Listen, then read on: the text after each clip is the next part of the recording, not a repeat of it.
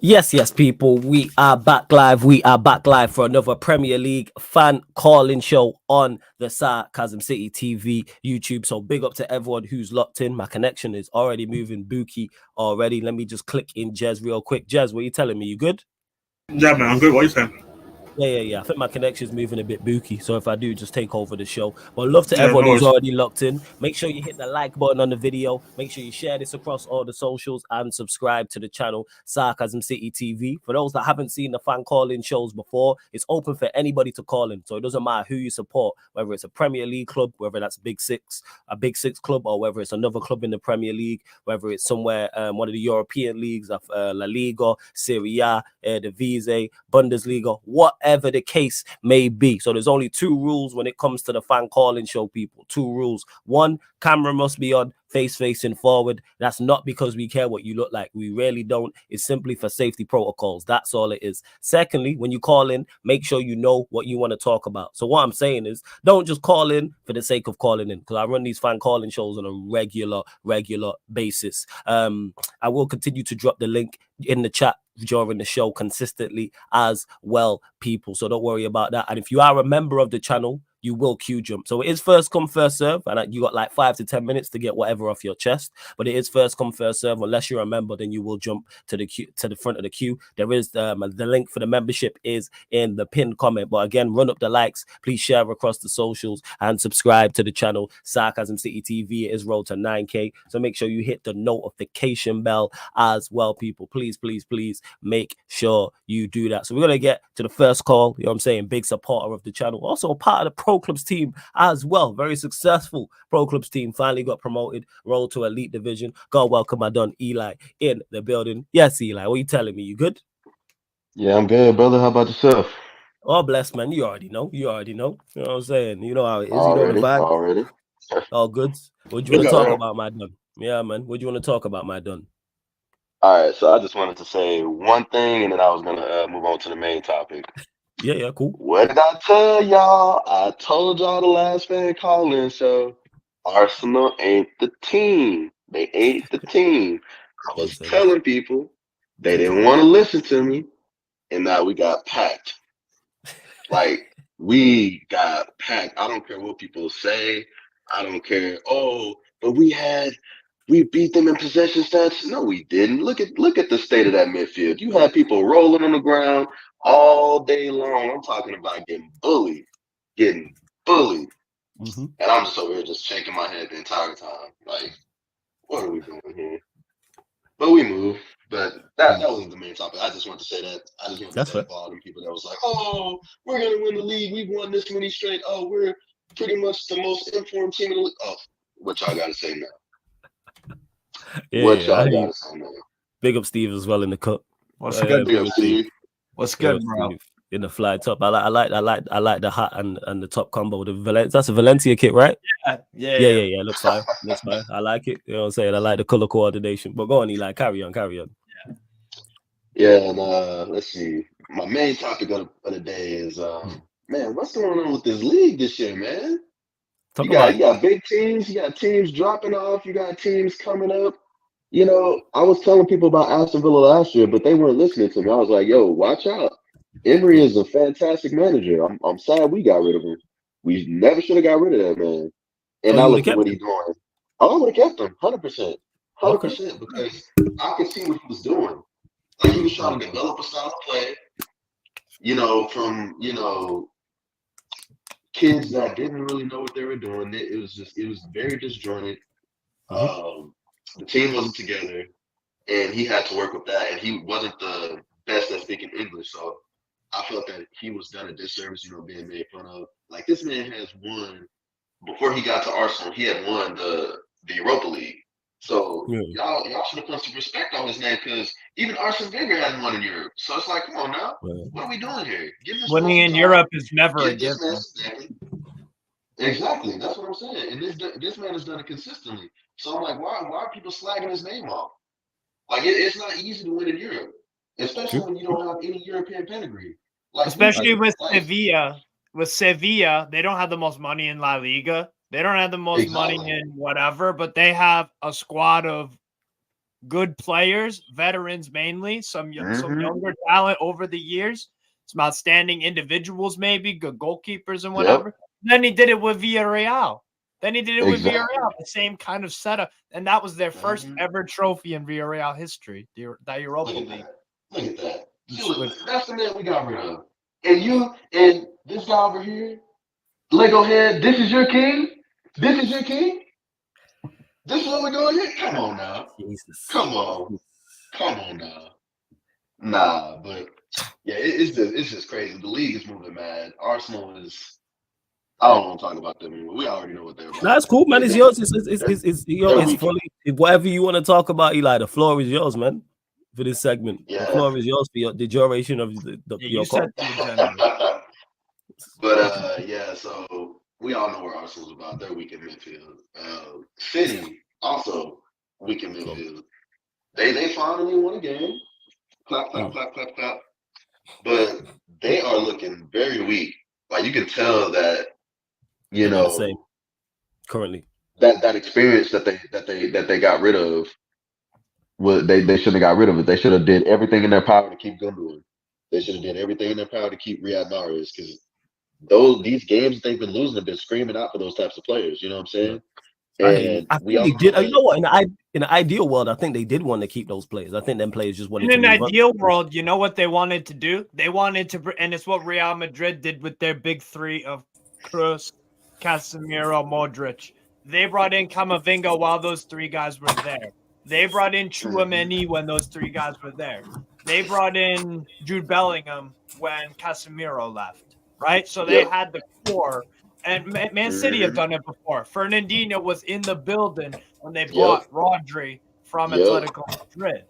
And then Fernandinho, I think he lasted one more season, and then Rodri stepped right in. John Stones, another one with Company and Otamendi.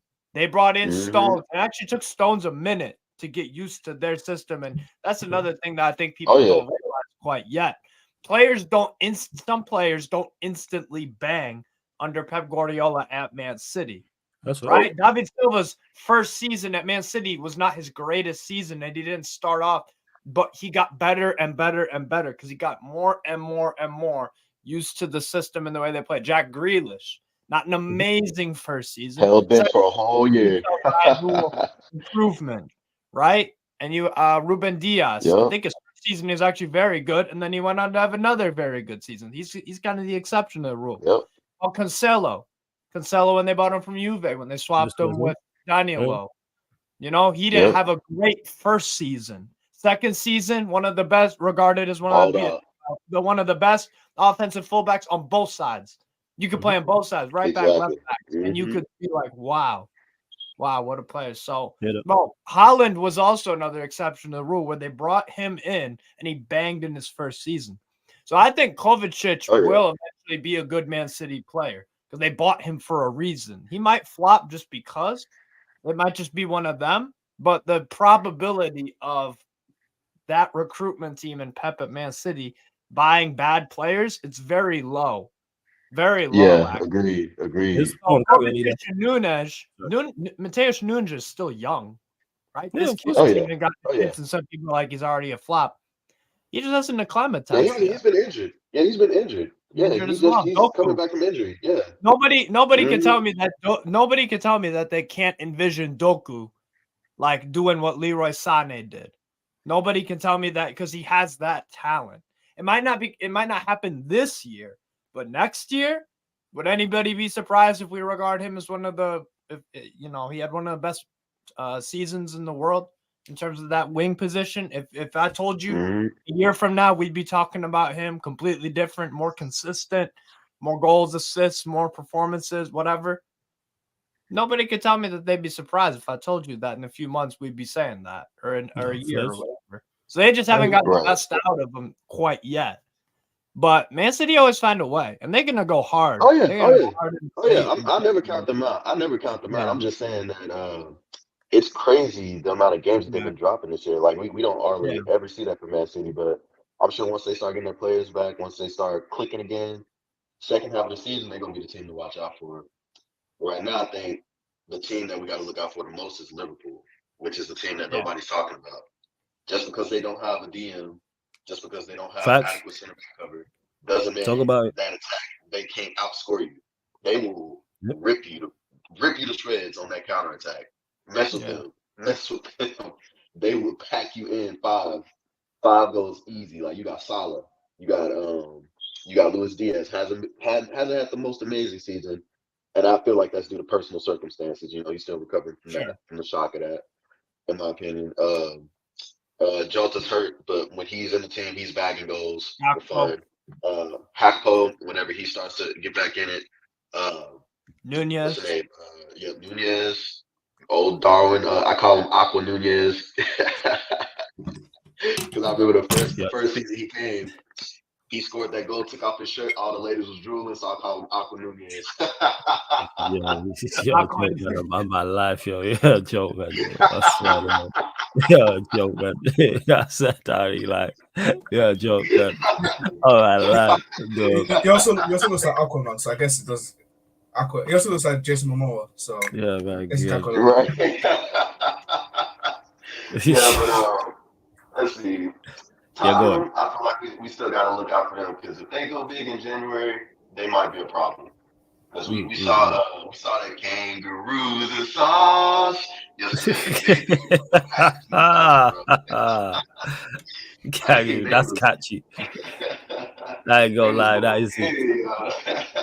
That's super. It's super catchy. Kangaroo. Right. So shout out X, man. Shout out X. Then, yeah, go on, Eli. Go on. What's another sleeper team?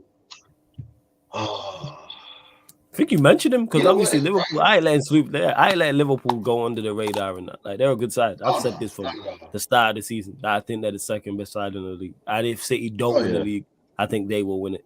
Because I think yes, they don't have a DM. Yes, they might have centre back issues, but like you said, when you can just outscore teams, which they are capable of, tells you what like and then that you got a world-class goalkeeper. Yeah, and then you added a goalkeeper that they have as well. Yeah, they do have a world-class goalkeeper. 100%, without doubt. What I would say about Liverpool too, though, the one thing they do need to kind of fix up, but maybe it is just one of those seasons, is their away performances, not necessarily the results, have been a bit dicey. Let's not forget against. No, what's crazy about that? That's everybody. Everyone's away from is not the best. I'm not too sure about City. Arsenal's I think was it Troops? I was to be honest. Yeah, was speaking about it. Maybe Spurs is decent, but when you look at Arsenal's, you look at City's, look at Liverpool's all about the results, performance. Newcastle, Villa, like Manchester United just terrible anyway. Like Brighton have won like 2 games in 2 months. So everyone's like pretty much everyone's away from. The vast majority you look at the top of the table and go. The only team in Europe that you can say has dominant away form is Inter right now. They have 7 played, 6 wins, 1 draw, 16 goals scored, 2 conceded. So they've dropped 2 points from 21. That's the only team that you could really say away from home they're legit. But go on, Girona. Yeah, shout out to Girona, top of La Liga. But Eli, last point, and then I'm gonna get through the rest of these callers. My done. Yeah, most def. And the last thing I gotta say is we need to start looking at more players in La Liga, bro. Because La Liga, they over there saucing, man. Like you got Riquelme over there at Atletico Madrid. You got Cedillo over at Girona. Jan Couto. Yep. Jan Couto at Girona. Sagankov, Govbeck, Savio, yeah, bro. Like they got so many technical players. Kubo's a shot. Like we need to start instead of looking at teams or teams across the pond. We need to be looking over at teams in La Liga instead because they got a lot of saucy players that I feel like would actually benefit our league because our league. They literally just kick the ball at people out and try to get the corner. But in La Liga, they actually cross with meaning. It's purposeful. 9 times out of 10, exactly. And 9 times out of 10, it's getting headed in the back of the net. You know what I'm saying? So it's been my favorite league to watch this year. And going into this season, I liked watching other leagues more, but this year La Liga has been outstanding. You watch teams at the bottom of the table play top of the league teams like Granada playing Barca 2-2. Great game of football.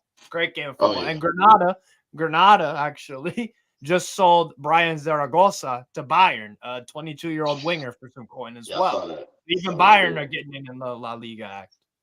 No, first. From bottom tier. But Eli, anything else you want to add, my done? One last thing. Flawless. Yeah. Big up to you, bro. Hardest working YouTuber on the platform, in my opinion. Put out too much content for people to not be, constantly liking and sharing and, I appreciate it, man, for real. Put you more out there. So I just want to give a shout out to you, shout out to everybody else that's on the panel. Y'all definitely also appreciate it, man. Yeah, man, you always support it, man. So much appreciated, Eli. For real, man. That's all I ask, man. Just continue to support, like, and share, and subscribe. That's legit it. But big up, Eli, yeah? I'm going to get through the rest of these callers. I'll probably shout you for clips. I'm saying I probably run 2 sessions because I know it's early over there for you. But I shout you in the group chat anyway, yeah? Bless up, Eli, yeah? Every single time. Big up. What's up, brother? Shout out to Eli. Great first caller as always. Large up everyone that is tapped in. Like I said, hit the like button, subscribe. And again, for those that are new here, it is first come, first serve when it comes to the fan calling show, people. Unless you're a member, then you will queue jump. It is one of the perks on the membership. Link for the membership is in the pin comment. I will get to all the calls. You will get your 5 to 10 minutes to speak about whatever you want to talk about. So you may want to rant about something. You may have a question for me. You might want to disagree with me about something, whatever the case may be. Of course, if you super chat, I will get to your question as well. But obviously, this is the fan calling show, mainly about the fan callers, of course. Stephanie G says, big up Flawless. Kingsman with the cherry. Pause. Eli says, large up Flawless. Kingsman says, big up Flawless. Yeah, that's definitely a pause. It's definitely a pause. It's definitely a pause. King says, it just sounds free, figuratively and literally. You know what I'm saying? Big up to King, who's in the cut as well. Warrior J, you lot make sure you go watch the new Back Again podcast. It's big up Flawless. I'm not gonna lie, that beginning intro of Back Again just made me laugh. Troops just called you and Hassan Malou as well, lads, for no reason. I didn't even say nothing. I wasn't cracking jokes beforehand, nothing. You see how I get treated over there. Big up to Nero as well in the cut. Steve, who's on the stream also. Go subscribe to his channel. Good to see Jacob in the chat. King Kelvin, T.O.H. Big up to Starlord, who's been a member of the channel. He says, I want to say it's been a pleasure, Flawless. Ten Hag in. That lets you know, yeah, Ten Hag's on his way out. That tells you all you need to know. Big up to Jason as well. But let me get to the next caller. Big supporter of the channel. Called in many times before. You know what I'm saying? Big up, Kevin in the building. What are you telling me, my guy, man? Manchester United fan. Let them know where you're calling in from, though, for those that don't know.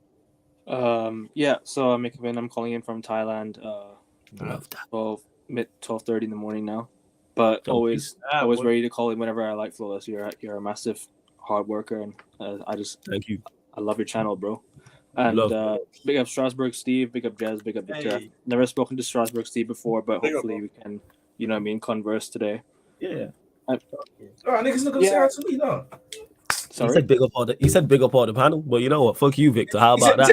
He said Jez. You say my name. Yeah. He didn't say anything. Hold that, man. Yeah, you deserve that, yo. You deserve that. Go on, Kevin. Apologies about deserve shit, man. I deserve shit. You deserve that shit for slandering me about the Conte shit last year. And everybody on this part, not this part, not just this part, but also the guys in the group chat. Everybody for the shit that y'all said about Conte.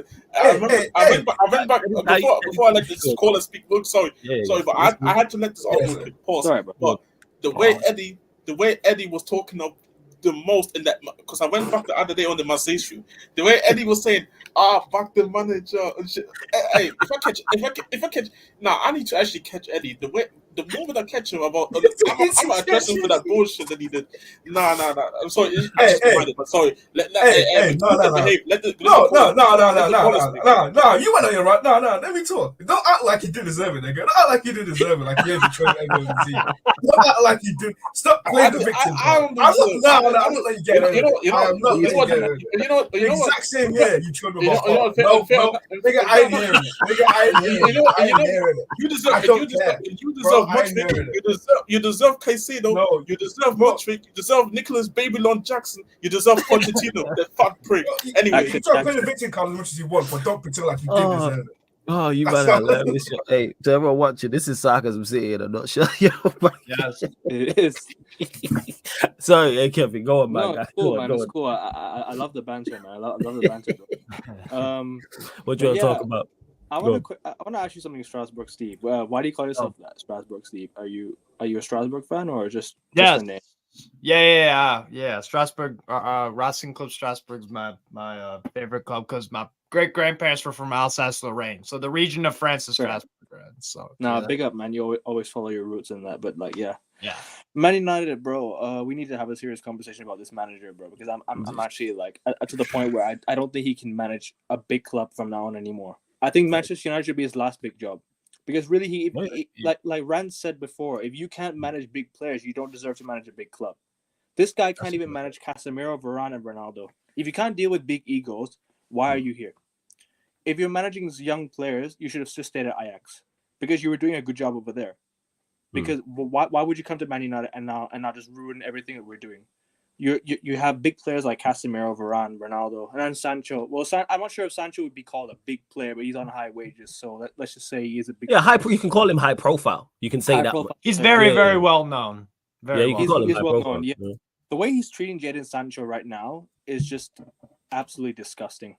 Like to the point where I think that you can't even use the training ground, you can't even use the canteen, and it's a joke. It's a joke. And why is Varane being left on the bench for a player that I thought this manager wanted out? Harry Maguire. Yes, player of the month. Who cares? I don't care about player of the month. I wish he never got that award, to be fair. And I'm supposed to root for my own players, but I shouldn't. It's Harry Maguire. I wanted this guy out for so long, and why is he still here? Why is he still here, getting a second chance, and yet still saying, "Oh, he's playing well"? He conceded 3 on the weekend. Who cares if he made those last-ditch tackles? Where were you for the 3 goals? Where was the whole team for the 3 goals? All this 20-10 shots, all this shots 20-10. Who cares? We didn't win the game. We didn't score a goal. I don't know what this manager is picking, but really and truly, it's just like you're picking the worst type of players to play on the pitch. You're putting Maguire next to Shaw. We've seen it not work before. Why is he still persisting on it? Thanks. Why is he still playing? Why is he leaving Varane on the bench? He should be playing Luke Shaw at left back if worst case scenario. Luke Shaw should be playing left back. I don't even rate Luke Shaw highly. I think I want him gone as well. I don't either. He should be playing left back. Either he should play alongside Varane at left center back, or he should be playing left back. He cannot play next to Harry Maguire. Because these two are so exposed. They get so exposed at the back so easily. They get played in behind.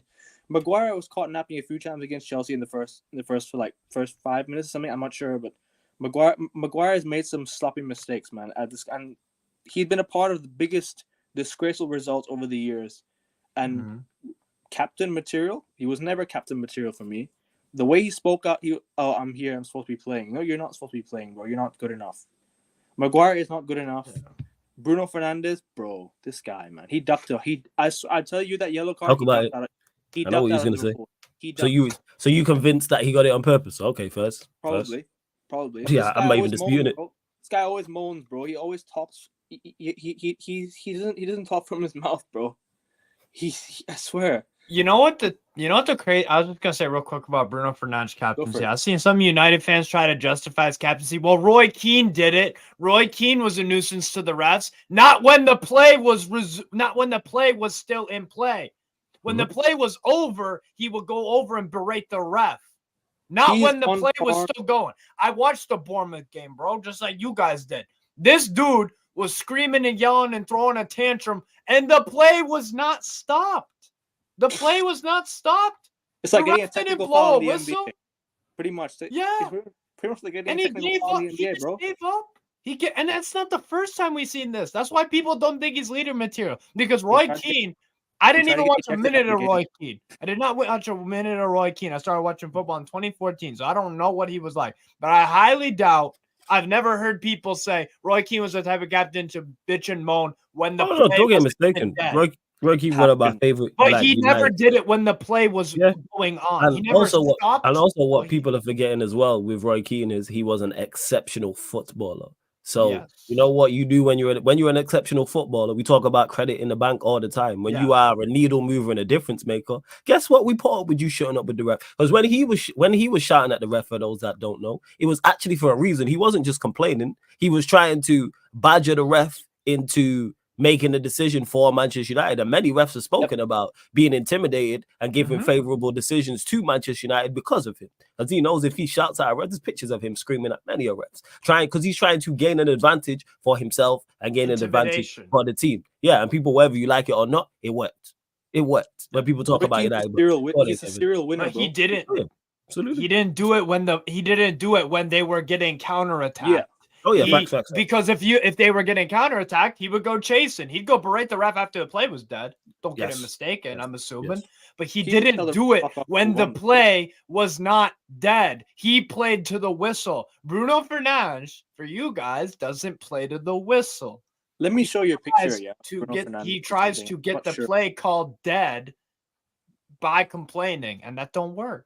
That just don't work. Bruno Fernandes is arguably the worst captain I've ever seen in my life. Along par with Harry Maguire. Yeah. All right. First, when he first came in, I was like, okay, maybe we have a player in our hands. I thought, you know what? He looked like a good player when he first came in. I backed him. When he first came in. Yeah, I hear that. But bro, as like the years went on, he just got worse. He just got worse because he can't keep up with the pace of the game. He just can't play the style of football that we do play here in England.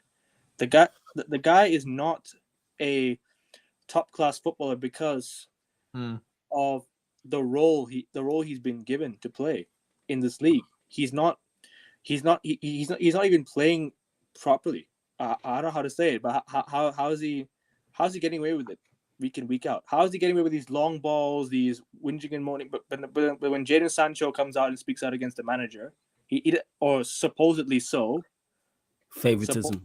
That's where that stems from, which is wrong. Like, I'd understand if it was favoritism, if Bruno Fernandes, like I spoke about Roy Keane, was actually like performing at a high level and was a needle mover for us. I'd hear about him complaining about the referee, because it's like, you know what? You gonna, what's it called? You gonna be a difference maker. For those that don't know, because I'm old enough to watch it. And Keane spoke about it in his book. Cantona was lazy. Didn't track back, didn't press, didn't run the channels, none of that. But guess what? He was the difference maker in us winning leagues. So you shut up and go, you know what, Fez?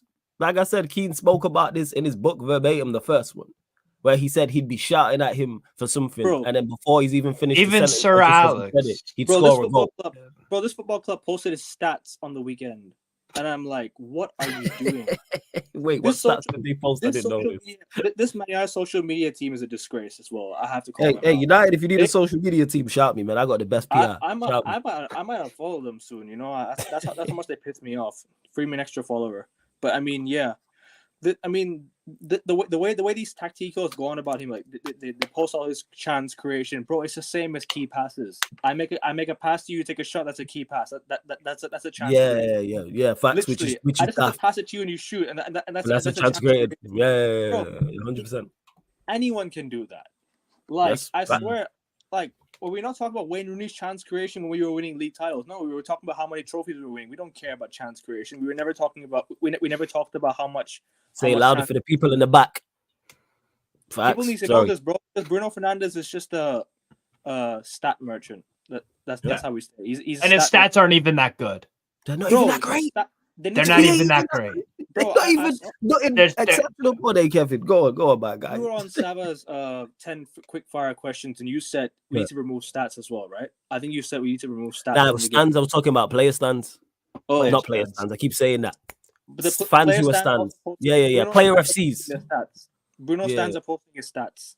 They all need same to go. Difference. Yeah, you right. Martial FC, they all support the players of the team, bro. That's why they'll never be called real fans. And people want to come at me for saying Ten Hag out. Listen, like this manager's been here well over almost 2 years, and he spent 395 million. So he spent over $250 million. And we're gonna talk about succeed, bro. You spent money on Mason Mount. You spent money on you signed Amrabat on loan when he literally wanted to come to United since the summer. Why couldn't you go get Maddison, who was clearly a much better player and worth less? Maddison is so far ahead of Mason Mount. It's not even close. Oh yeah, I was told though that Madison's no good and we shouldn't sign him because he got relegated. But we have I will Bruno never forget Fernandes. that. Thank you very much, by the way. I got told Bruno. I got shut up, Jess. I got told Bruno was better, and we shouldn't sign Madison because he got relegated. But the captain we were just speaking about got relegated. Does Madison have a Champions League? Does Madison have a Champions League? Madison's upgrade on both Ericsson, Bruno Fernandes, and that's the main question. Does Madison have a Champions League? Would you take him back, Victor? Huh? I said, would you take him back? I didn't stutter. You want him back? Yeah, exactly. Exactly. Enzo did what? Enzo did what? Yeah, go on there, Kevin. I said Enzo has the World Cup, so he cancelled each other out. Take Minerals Mount back to Stamford Bridge, man. I'm sick of the guy. Right? Facts, man. Bro, number 7 for a mid-table club. Yeah, man, send him back. Number 7.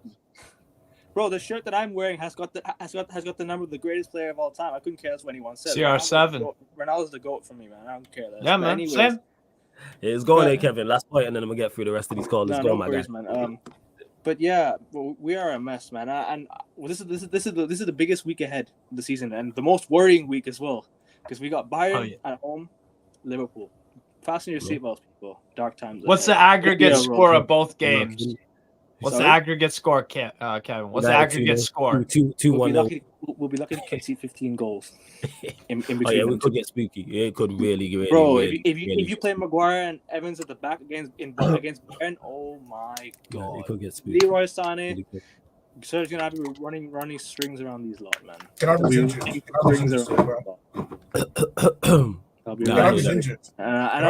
injured. Okay. We can't lose to anybody. Who's injured? If he said Gnabry, I think he said Gnabry. Still, it doesn't matter. Yeah. Serge Gnabry's done nothing for Bayern this season. Yes, they got sacked by Frankfurt, but come on, it's Bayern Munich. They'll turn it around, and at least their fans have standards because look at them. Apparently, Lee Gunnar was saying today that they were on a podcast, and Bayern Munich fans were saying that they were calling out Harry Kane for not playing well or something. Bro, it's Harry. Bro, they're calling out their best player. In England, it's seen as toxic and negative to even call out the club for doing something. Because does that make Kevin? Yeah, go on, Jones. Go on. Yeah, one thing I would say about Bayern is because Bayern stepped into Kane stepped into a club that, in my opinion, even though he's coming in currently as the best striker in the world, he came into Bayern.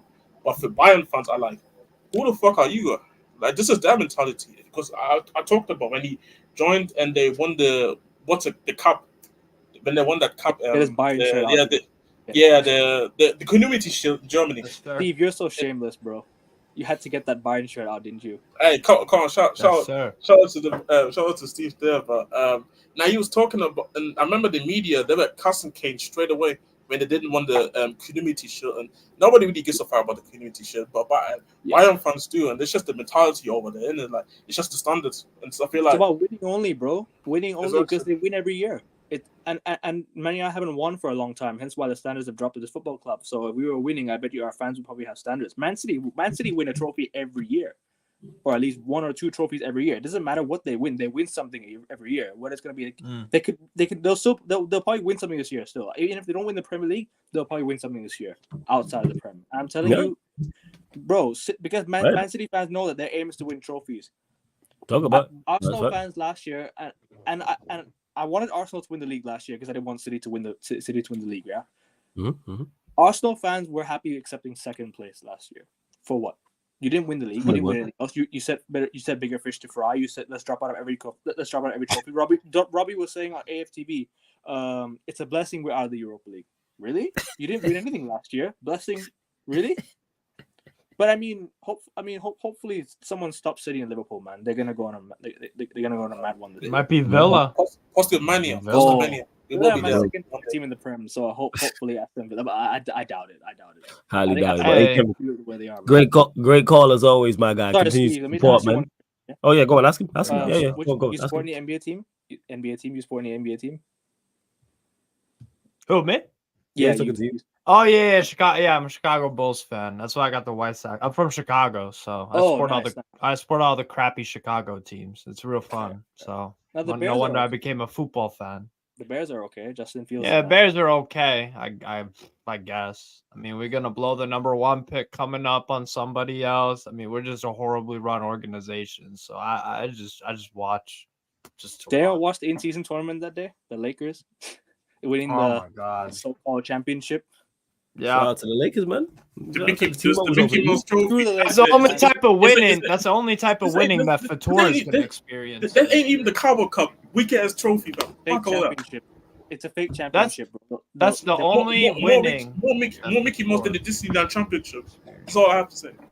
What a jokes on my life. I'm a Celtics fan. Hopefully we win it this year. But yeah. Oh, yeah, I remember you saying you was a Celtics fan. Hey, big ol' Kevin, yeah? Every single time, man. Great call, as always. Oh, yeah. Des, you've Big up won to one Kevin. game in 4 weeks and got distressed. Big up to A Kevin. Big up to Victor, who's That's on my here as mentality. well. Been a member of the channel for 14 months. The link for the membership is in the pinned comment. Of course, like I said, if you're a member, you will queue jump, but it is first come, first serve. Ed, turn your camera on and I'll get to you if you are there. If not, I will go to the next caller because Ed is a member. Of course, I will try and get to any questions, people, but it's the fan calling show. So the main objective is the callers. So we're going to go to the next caller. You know what I'm saying? The king, you know what I'm saying? King of Yorkshire in the building. Man, like King is in the building. My done. Yeah. What you telling me? Yes, You telling me? You good? You're good, Flawless. You're good. Yeah, Yes. man. Oh, bless, man. You already know the Yes, vibes. What you telling me? all good. All good. Obviously, the Back Again podcast is jokes. Obviously, I enjoy watching the Back Again podcast. Shout out Troops and Lewis to Sam and everyone. Obviously, yes, I got two big issues that I need to find out about my football club because some of these fans obviously drive me crazy. Because honestly, I do not know how they are backing Eric Ten Hag, and Trust me. one of the reasons is because they say that we can't sack Eric Ten Hag because the same players will get the next coach sacked, and it's like that's not true. It's like that's not true. Like these same players haven't sacked Jose Mourinho, Van Gaal, David Moyes. Like I was doing research on it today. Like David Moyes, like Johnny Evans were the only player there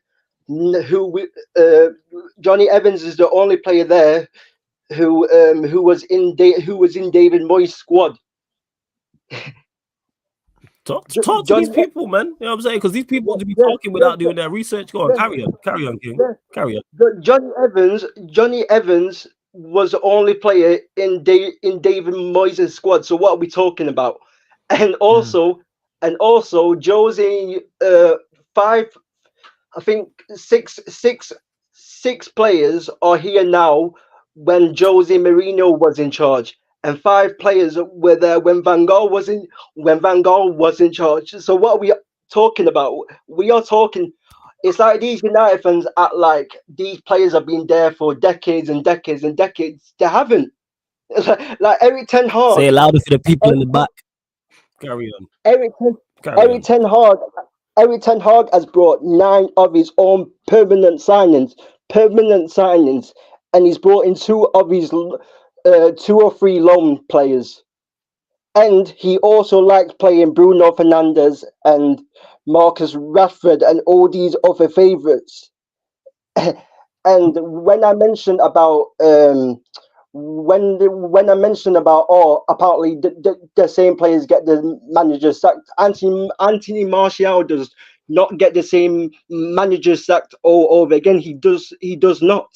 Anthony Martial hasn't been fit. Yeah, I'm saying he's rarely been anybody who's been sacked like the go-to number 9. I'm like, obviously he needs to be let go, but yeah, this whole myth, you're spot on. This whole myth that it's the same players, it's like no, these are your stop making excuses for the manager. This is his team. He spent nearly 400 million. If the squad is not good enough at nearly 400 million, guess whose fault that is? The manager's at fault. The player's not good enough, yes, but also yeah, go on, King. Go on. I've accepted where my club is a long time ago since Alex Ferguson. We are not that dominating winning force. I just want to see my club playing good football. That's why I wanted Eric Ten Hag after the Galatasaray game when we lost 3-2 to Galatasaray at Old Trafford, because I did not see where he was taking us, where the style of play was taking us. Yes. Like I just want to see good football. Like we all know we're not going to win trophy after trophy with the Glazers. But what we can have is a style of play. That's all I want. That's that's very fair. That is all I want to do. All I want to do, obviously, is enjoy watching football, because I'm watching like even teams like Arsenal and other teams. I'm enjoying them watching other teams more than Manchester United, my own club. So I look forward to watching us start talking. I hear you. You know what I'm saying? I see you United watch along on the horizon. Oh, for fuck's sake. Yeah, so it's like I just want a manager. I want a manager like Ange. What he's going to go out? What going to go out there? He doesn't care if he wins, loses, or draw. We all know how Ange plays at Tottenham. He's going to play the same way regardless. Like we all know. Like I want all the superheroes. It's like all the superheroes in Marvel and Avengers in Endgame all fight Thanos at the end and all go out and beat Thanos. That's what I want to see from my football club. Love the reference.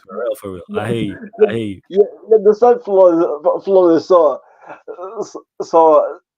yeah, like and the problem is Eric Ten Hag thinks we need all these players who have good work rate. He doesn't want technical players. Why can't we get technical players who work hard? He just wants working hard should be a prerequisite. Yeah, exactly. He wants players who just work hard, and it's like, and this is the reason why Manchester City have won Premier League after Premier League after Premier League, and that's why Real Madrid beat Liverpool last season in the Champions League 5-2, because they don't need players what can run around the pitch and that, because they've got players what can keep the ball, like this. Work hard. Because Man City. Notice how whenever Man City lose the ball, the guy who loses it always runs and tracks back. It don't matter what position they play. Yeah. As a goalkeeper, they are chasing that ball down, and Pep screams at them if they don't. They hunt in packs. Like, they work hard, but their technical ability is the more outstanding quality. But the prerequisite for a Pep team is working hard, tracking back. Yeah, outstanding. Yeah. But this is the thing.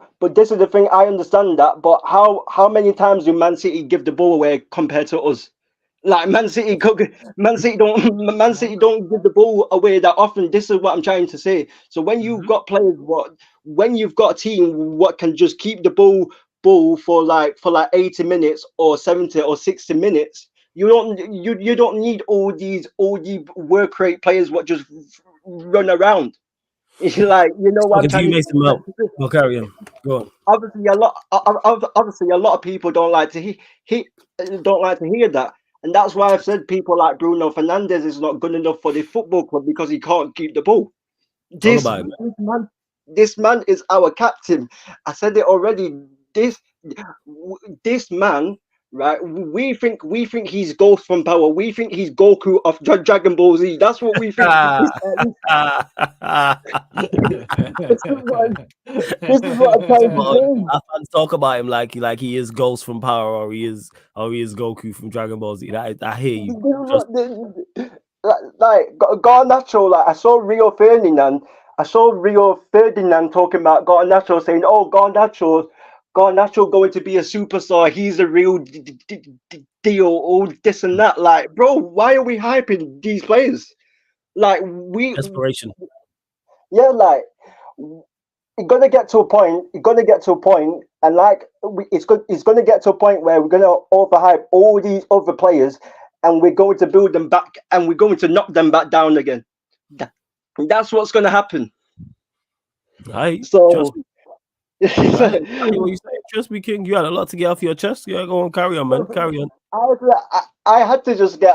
Yeah, I have to get a lot. I have to call things out as I see them because I think this is just absolutely ridiculous. Like, I do not know how United fans still want Eric Ten Hag in the job, and they're making all these excuses. And it's like you said about Luke Shaw. It's like we're still having a conversation about Luke Shaw and Anthony Martial. It's like what? Been in 8, 9, 10 years and it's still how about that level? All right, yeah, okay. It's like Martial, Matt Tominay, like we're still having conversations about all these people, all these players. But it's like I said, like Ten Hag has got most of his players. Most of the players who we have had in the past are all gone. So, so that's not a real excuse. And I just want to see my team playing good football. That's all I want to see right now. I couldn't care less about trophies at this moment because I don't trust the Glazers and I don't trust Sir Jim Ratcliffe. Sir Jim Ratcliffe is apparently only going to own 25%. And the Glazers are still going to own majority of the football club. That's why I don't trust the football club to win trophy after trophy because the Glazers are still going to be there. Because if Sir Jim Ratcliffe wants to make a football decision, the Glazer might say, if Sir Jim Ratcliffe wants to get rid of a player, but the Glazers say we don't want to get rid of this player because this player sells us shirts and gets us money and this and that. So that's why I don't trust it. I hear you, man. Trust me, King. Great. Yeah, man. I don't trust it either. Hey, great call as always, man. Great call as always. Continue to support, man. Yeah, go on. Shout out everyone in the chat on the panel. Shout out everyone, channel rants, troops, back again podcast. All of that league gunner, Northside. These men are hilarious. So yeah, man. These men always hold the standards. Hey, big up King, man. Keep supporting as always. I always see you in the chat consistently. Yeah, man. King of Yorkshire in the building, man. Love to see it, man. King, man. Love every single time. Great call. I will continue to drop the link in the chat during the show. Like I said, people, I know there's new people joining, just to clarify to them. So yeah, fan calling show is open to anybody. So it doesn't matter who you support, open for anybody. Only 2 rules. 1, camera must be on, face facing forward. That's not because we care what you look like. We really don't. It's safety protocols. That's all it is. Secondly, as well, make sure when you call in, you know what you want to talk about. Doesn't matter if you want to ask me a question. You may have a question for Steve. You may have a question for one of these 2 jokers on the bottom row. Whatever the case may be, you may want to disagree with me about something. That's absolutely fine, people. Yeah. So yeah, I'm going to continue to drop the link in the chat. I know you said earlier that both of you, man, Sheik, I seen you say that the studio was full. Don't worry, people. As people are going through calls and then they leave the studio, it will open up. But I'm gonna get to all the calls. You'll get all your 5-10 minutes. Big up to King every single time, and King of Yorkshire. And from one of my favorite callers to definitely one of my least favorite callers. You know what I'm saying? What a prick he is, and very mid, very much like his team. Yes, Cory P. What are you telling me, my Don? You good? What are you saying? What's up? So once again, it's time for shamelessness for a minute before we talk about some serious things. That's cool. Let them know where you're calling in from before you start, though. For those that don't, from Vancouver, Canada. So let's go. Beautiful part of the world. I love Vancouver. Thank you. Yeah, just went snowboarding yesterday, so yeah, hyped up. But let's start off with the one thing I think Jess saw this during the Lakers win. Chip number 18, the most winningest franchise. Hey. The NBA can make up whatever BS and we still win. And, they got the bubble tournament, we won that. They got the in-season, we won that. You know what I'm saying? They can hold that, okay? We winning the most because those Boston, 1985, whatever BS wins don't count with Bill Russell, okay? We also know how racist those fans were shitting on Bill Russell while winning 11 rings on literally his hotel room. So let's you can hold that, okay? If we're talking about true racist fans, besides Chelsea's past, we talking about the OG racist fans. We talking about Boston Celtics. Boston 11, in general. Win 11 chips for them, but still shit on his hotel because he's black. He's tall. Sorry, because he's tall. Yeah, tall. Sorry, apologies. What the fuck? Hey, joke from a previous stream for those that don't know. Cory P was there, so he gets that. I'm not gonna explain it now, but it's a joke from another stream. People carry on. Such an idiot. Man. Second of all, I think United should have higher expectations. For the simple fact that you got manager of the month, you got goal of the month, and you got player of the month, Harry Maguire. You know what I'm talking about? Harry. Sorry, Harry McGeady. You know what I'm talking about? My English Italian You know, defender like the Renaissance. Renaissance, Renaissance like the Italians. That's what he's saying. He speak to him nice. Speak to him nicely. His name is Harry Maldini. Exactly. That's what I'm saying. No, Harry it's Maldini. Harry That's what I'm talking about, bro. Harry's I said my least favorite call of people, but go on, carry on. You carry on. Like the Italians. Sorry, Cory, he's hitting a Renaissance. Thank you. You know, like the Italians, he's hitting a Renaissance. You know what I'm talking about? You know, this whole landscape is changing. You know, it's like best defense. You know, late headers. You know, that's what my. I wish someone would hit you with a Renaissance. But go on, carry on. This is fucking. You know, and apparently, you know, no matter I know we're like bottom dwellers right now, but man, Højlund can't even get a goal against bro. Dude, the Ukrainian Neymar has 2 goals this season. Okay, Broja, who comes off the bench. Wow. Ukrainian who? Over to the Ukrainian Neymar. Neymar, your club, you're number 10, man. Wait. Is there a different Neymar in like Canada? Or it's like their Neymar. Yeah, and certainly ain't talking about the other Ukrainian winger who's actually playing good football right now, which is Viktor Saigonkov at Girona. They ain't talking about that. I know. No. I'm talking about the OG Ukrainian Neymar. You know what I'm talking about? Yeah. We're talking about the gym merchant. Yeah, we're talking about gym merchant. We're talking about butterfly tattoo. You know what I'm talking about? So I don't know. Apparently, and once again, I would like to say to City fans. Once again, it's apparently really hard to not concede a goal against Luton. Apparently, it's the hardest challenge. You know, it's not meant for everyone because you know, where Luton not score against. I'm just saying. This guy. I'm not looking forward to playing. Bro, I'm not looking forward to Newcastle playing Luton away because guess what? We're gonna be their first big L of the. That's gonna be a big L for us. We are not beating Luton away. Last banter thing before I start crying in depression about my team. It is Christmas. You know, we are celebrating the birth of Christ. So I hope your team this weekend gets baptized by Liverpool and baptized by Bayern. You know what I'm saying? Some holy water. That's just a baptism right there. Baptism. You know, I'm not Christian, but amen to that. You know, hope that's what I'm hoping for tomorrow and on the weekend. You know, and hey, your captain is really smart. Man knew to get that yellow, so he couldn't be there for those blessings he's gonna get this week. That's what I'm saying. Those blessings he's gonna get. Anyways, so talking about my shit club, you know, we last time. I don't know. Go on, carry on. Yeah, as you can see, my boy Eden Hazard, you know, wearing on those head tops last time they were close to a final. Those smug scum. Anyways, so yeah, he Arsenal so much. But I just saw today Pochettino saying he needs 3 new signings. He needs a midfielder and I'm fine with a striker or an attacking player. When he said defender and midfielder, and then he said height, I was gonna lose my shit. I'm like, oh, you know what? That's a real quote. Before you go, Steve, is that a real quote? You actually said you need height and aggression. Yes. Wow. But you know about specifically for the center back and midfield position. I'm like, you dumbass. We have an Ugochukwu waiting that you sub on every time. We got Badishile and freaking Disasi, and you play Caldwell because you're so worried about the height for 1 second on left back at times. You freaking idiot. And apparently besides Man City, does every team's left back need to be now 6'2" or something? Is that the issue? Nah, just Newcastle started that trend, bro. 6'7" Dan Burn, you know. Starting a new trend. Eddie Howe, tactical innovation, ladies and gentlemen. And Pochettino's trying to make it happen. No, do you know what Poch's problem is? Yeah.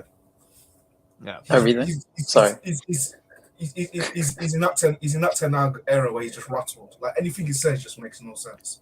He's fumbling under pressure. He's fumbling under pressure, bro. He ended the game before centre backs. Oh, you know how? Go on, Kevin. He ended the game before centre backs. I was complaining about height and aggression when you literally have got centre backs in your team. You went to United. How about you coach some aggression? Thank you. That's something you coach. Right. Everyone in our team is our centre back. Oh my god, my head's up. Right. Everyone in our team is 6 plus. Our back line anyway. Maybe apart from Cucurella and James, but they win headers. Yeah. Aggression is something you coach into a team. Well, in December, why are you complaining about aggression? in December. What have you been doing for the past month, like a few months or so? What have you been doing? How aggressive, how well known, how well renowned was Newcastle's aggression under Steve Bruce? Absolutely zero. There was no aggression in that team. It was pussy old ball, 11 at the back and defend, and then throw it to St. Maximin. It was throw it to St. Maximin and watch him do some step overs, and then Cal Wilson would somehow end up with 15 goals this season. God knows how. But Eddie Howe, with a lot of the players that Steve Baum had, he coached some aggression because that's something you coach. That's a mentality. That's a play style. It's a philosophy. So that's on Poch for, I don't have an aggressive enough players. How about you coach it? Coach some aggression to the team. Like you play back high, but you play with like 3 center backs minimum every game. Didn't he play? So he played Disasi. He played Disasi at right back versus Brentford, apparently for his height. That's what I heard. Yes, that's what I heard. Right? Was that? Am I not mistaken? It was the game against Brentford. Y'all lost 1-0, and he put Disasi at right back because of the height. Yeah, and guess what? The slow center back we have. Yeah, the slow center back we have. He's a great defender, but the slow center back we have, we're going to put him as a right back against the wingers. Because that's the outside of the box thinking we need. This dumbass wants to play a left back in Ian Matheson everywhere besides left back. You know what? You're a cam during preseason. You're a left mid, you're a right mid. You might be a right wing back, but you're never gonna be the fucking position you've been playing for the entire time you've been born. Basically, you fucking idiot. Like God. What the fuck are we doing? I'm guessing Cory P, you potch out. Oh no, I've been potch out since those quotes after United game. I'm this is the first time we smoked since then. That's why I didn't know.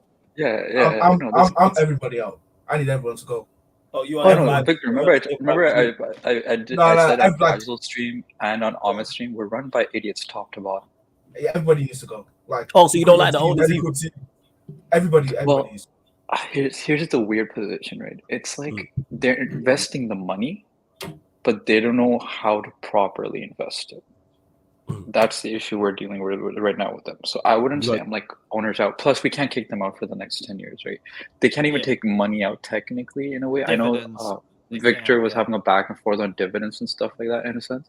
But I don't think they could do dividends. But I know he's saying like betting against credit. Sure, I guess. But I don't think they're cheapskates because if you look at the Dodgers, they literally paid the biggest contract in history of the world with $700 million for 10 years for Shohei Ohtani. Okay, that one contract is more worth than 8 teams' budgets in the entire MLB in Major Baseball. Okay, so I don't think they're worried about the money aspect in that.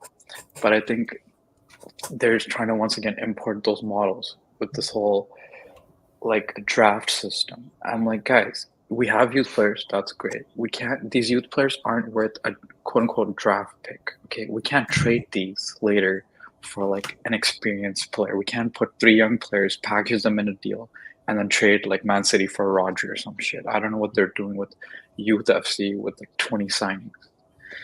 The only positive thing I saw today was that we're actually thinking of selling Gallagher, and Tottenham are in prime position. So just your Madison replacement is coming. Your Madison replacement is coming. Don't worry. I mean, we got a mid player for all the top 4 teams. We got a mid player for all you top 4 frauds. Okay, we got one for Arsenal. The hilarious part is, I'm actually totally against it.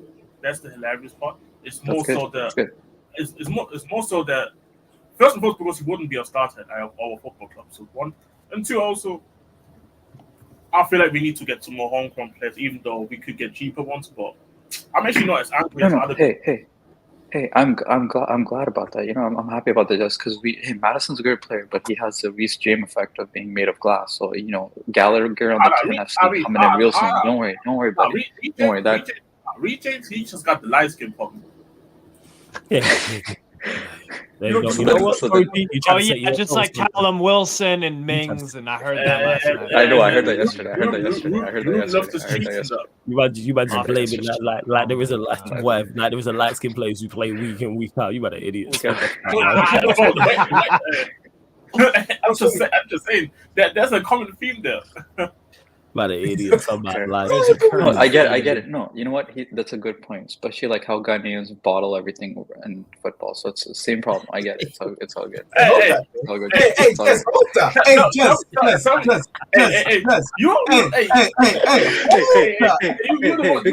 Victor, wait, why are you talking? I was actually wait, Victor, why are you talking? I came last stream and said that Zimbabwe is tied with Nigeria. Okay, so hold that in your head, Tom. God damn, why you? I got smoke for every tall brother. You know what I'm saying? I got.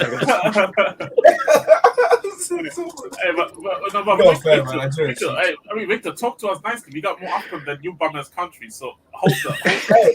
When's the last time you won an AFCON? You bum ass country. And to be honest, when was the last time you bum ass country won an AFCON? How many do you have? When was the last time? When was the last time you bum ass country won? Put your AFCON on the table. I'm telling you, put your AFCON on the table. Put your AFCON on the table. Put them on the table. And let's count how many. Your bum ass country won an AFCON, bro. And I'm telling you, put your bum ass trophies on the table. Bro, let's count how many there are. The last time AFCON, last time Ghana won AFCON, my dad was in school. Okay, Victor. And I'm sorry. So all these years went past, and you still can't surpass us. All right, man. Okay, Victor. I got one thing. I got one thing though. Victor, I need Osimhen. Okay, here's the thing. I, as a Chelsea fan, will hold off on Osimhen until this fraud wins the AFCON or does something in AFCON. Okay, I need him to perform when the pressure's on. Okay, Napoli didn't have any pressure last season in terms of when they won because everyone's like not thinking they were going to win and they accelerated and they just cruised through it. When this man, I want someone, because if we buy him for Chelsea, I needed to handle pressure. So I don't need him to flop during AFCON. So if he performs, then I'm like Osimhen all the way. But if he's floundering, then I don't need that attitude, bro. No, to be honest with you. Let me get through the rest of the scholars. Thank you so much. As always, my don. Yo, continue to support. I know you'll continue trolling as always. You're hilarious. So big up to you every time, man. Yeah, much love, guys. You're supporting. Big up, yeah, every single time. Large up to Cory P. We're gonna keep running through these callers, people. Don't worry, but let's run up the likes. Right, 44 likes. Big up to you lot. So let's get up to 50 likes. So we're 6 short of 50 likes, and we're also at 8,894 subscribers. It is rolled to 9K. We're trying to get there before 2024 hits. We are trying to get there. So we need 6 more subscribers to get us to 8,900. So whether you're watching this live right now, watching this back, make sure you hit the like button on the video. Please share across the socials. Follow at That's Me Flawless, at Sarcasm City TV on Twitter and Instagram and all over socials as well. And hit that subscribe button, the notification bell too. We are gonna, like I said, feel free to call in. It's always good to see all of the regulars, but new people, I'm saying, feel free to call in, whether you agree, disagree with me, whatever the case. Gotta welcome another regular caller, though he is a member, so he has Q jumped as well. Man, like Sheik is in the building. Yeah, Surf is also in the building as well. What are you telling me, though? What's going on? What's going on, man?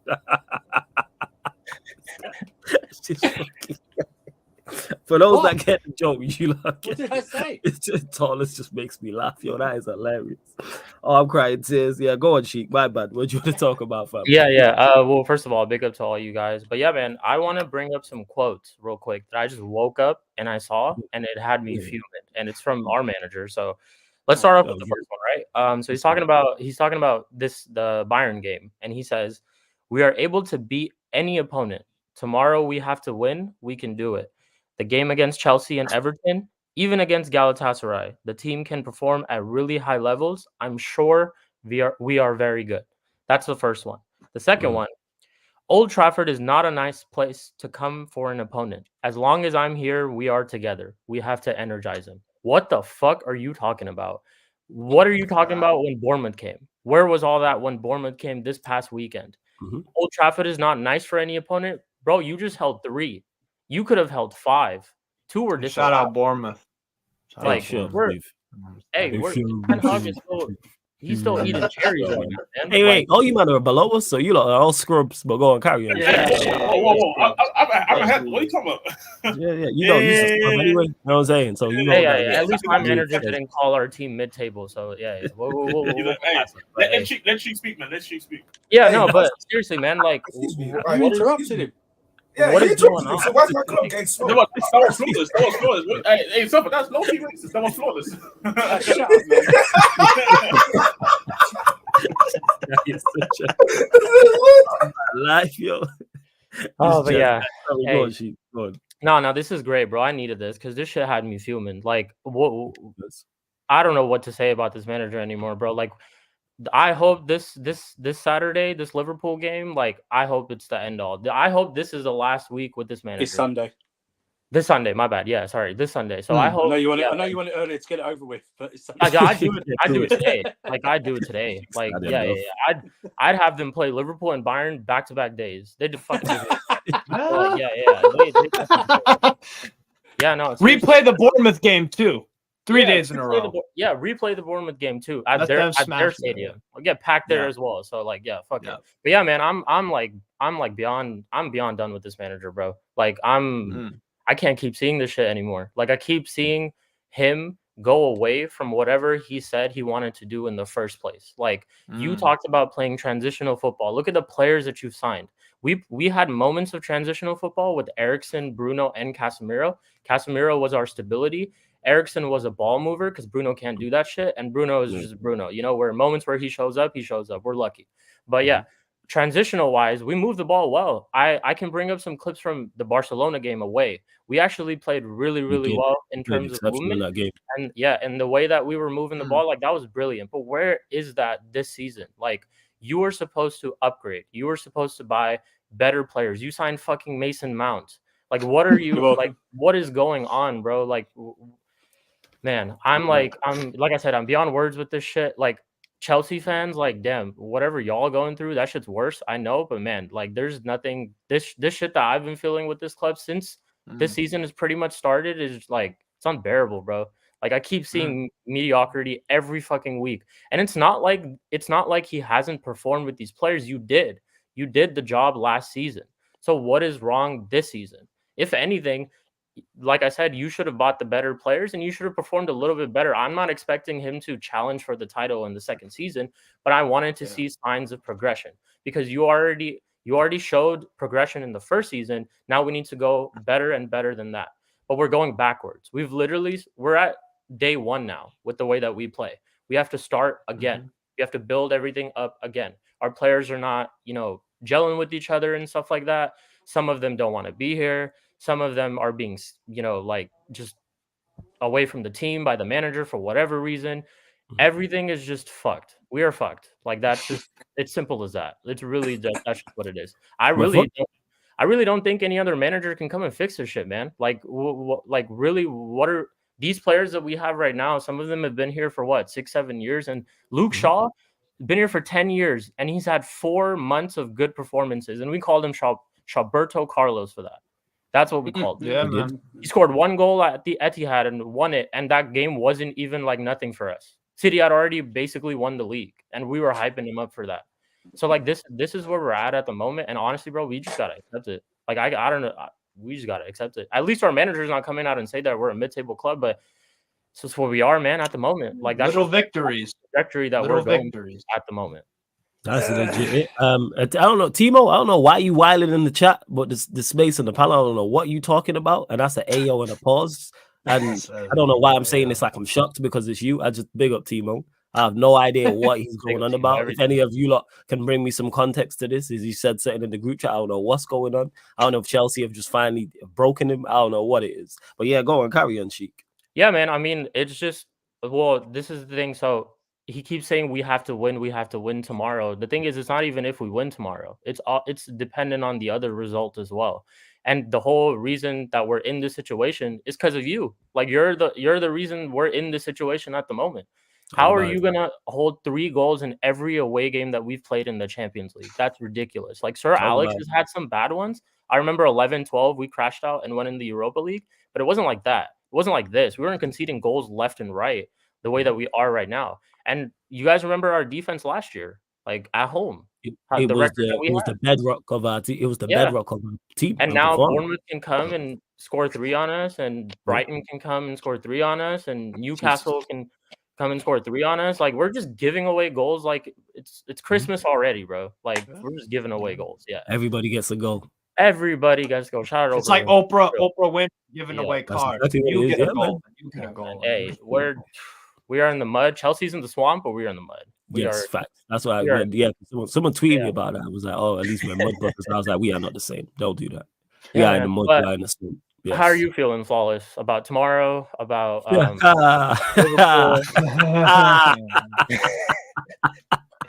You ask me questions, you know the answer to, Sheik, as we speak about this. And I'm not looking forward to it. No, I'm genuinely not looking forward to watching the game. I'm not looking forward to doing the watch along.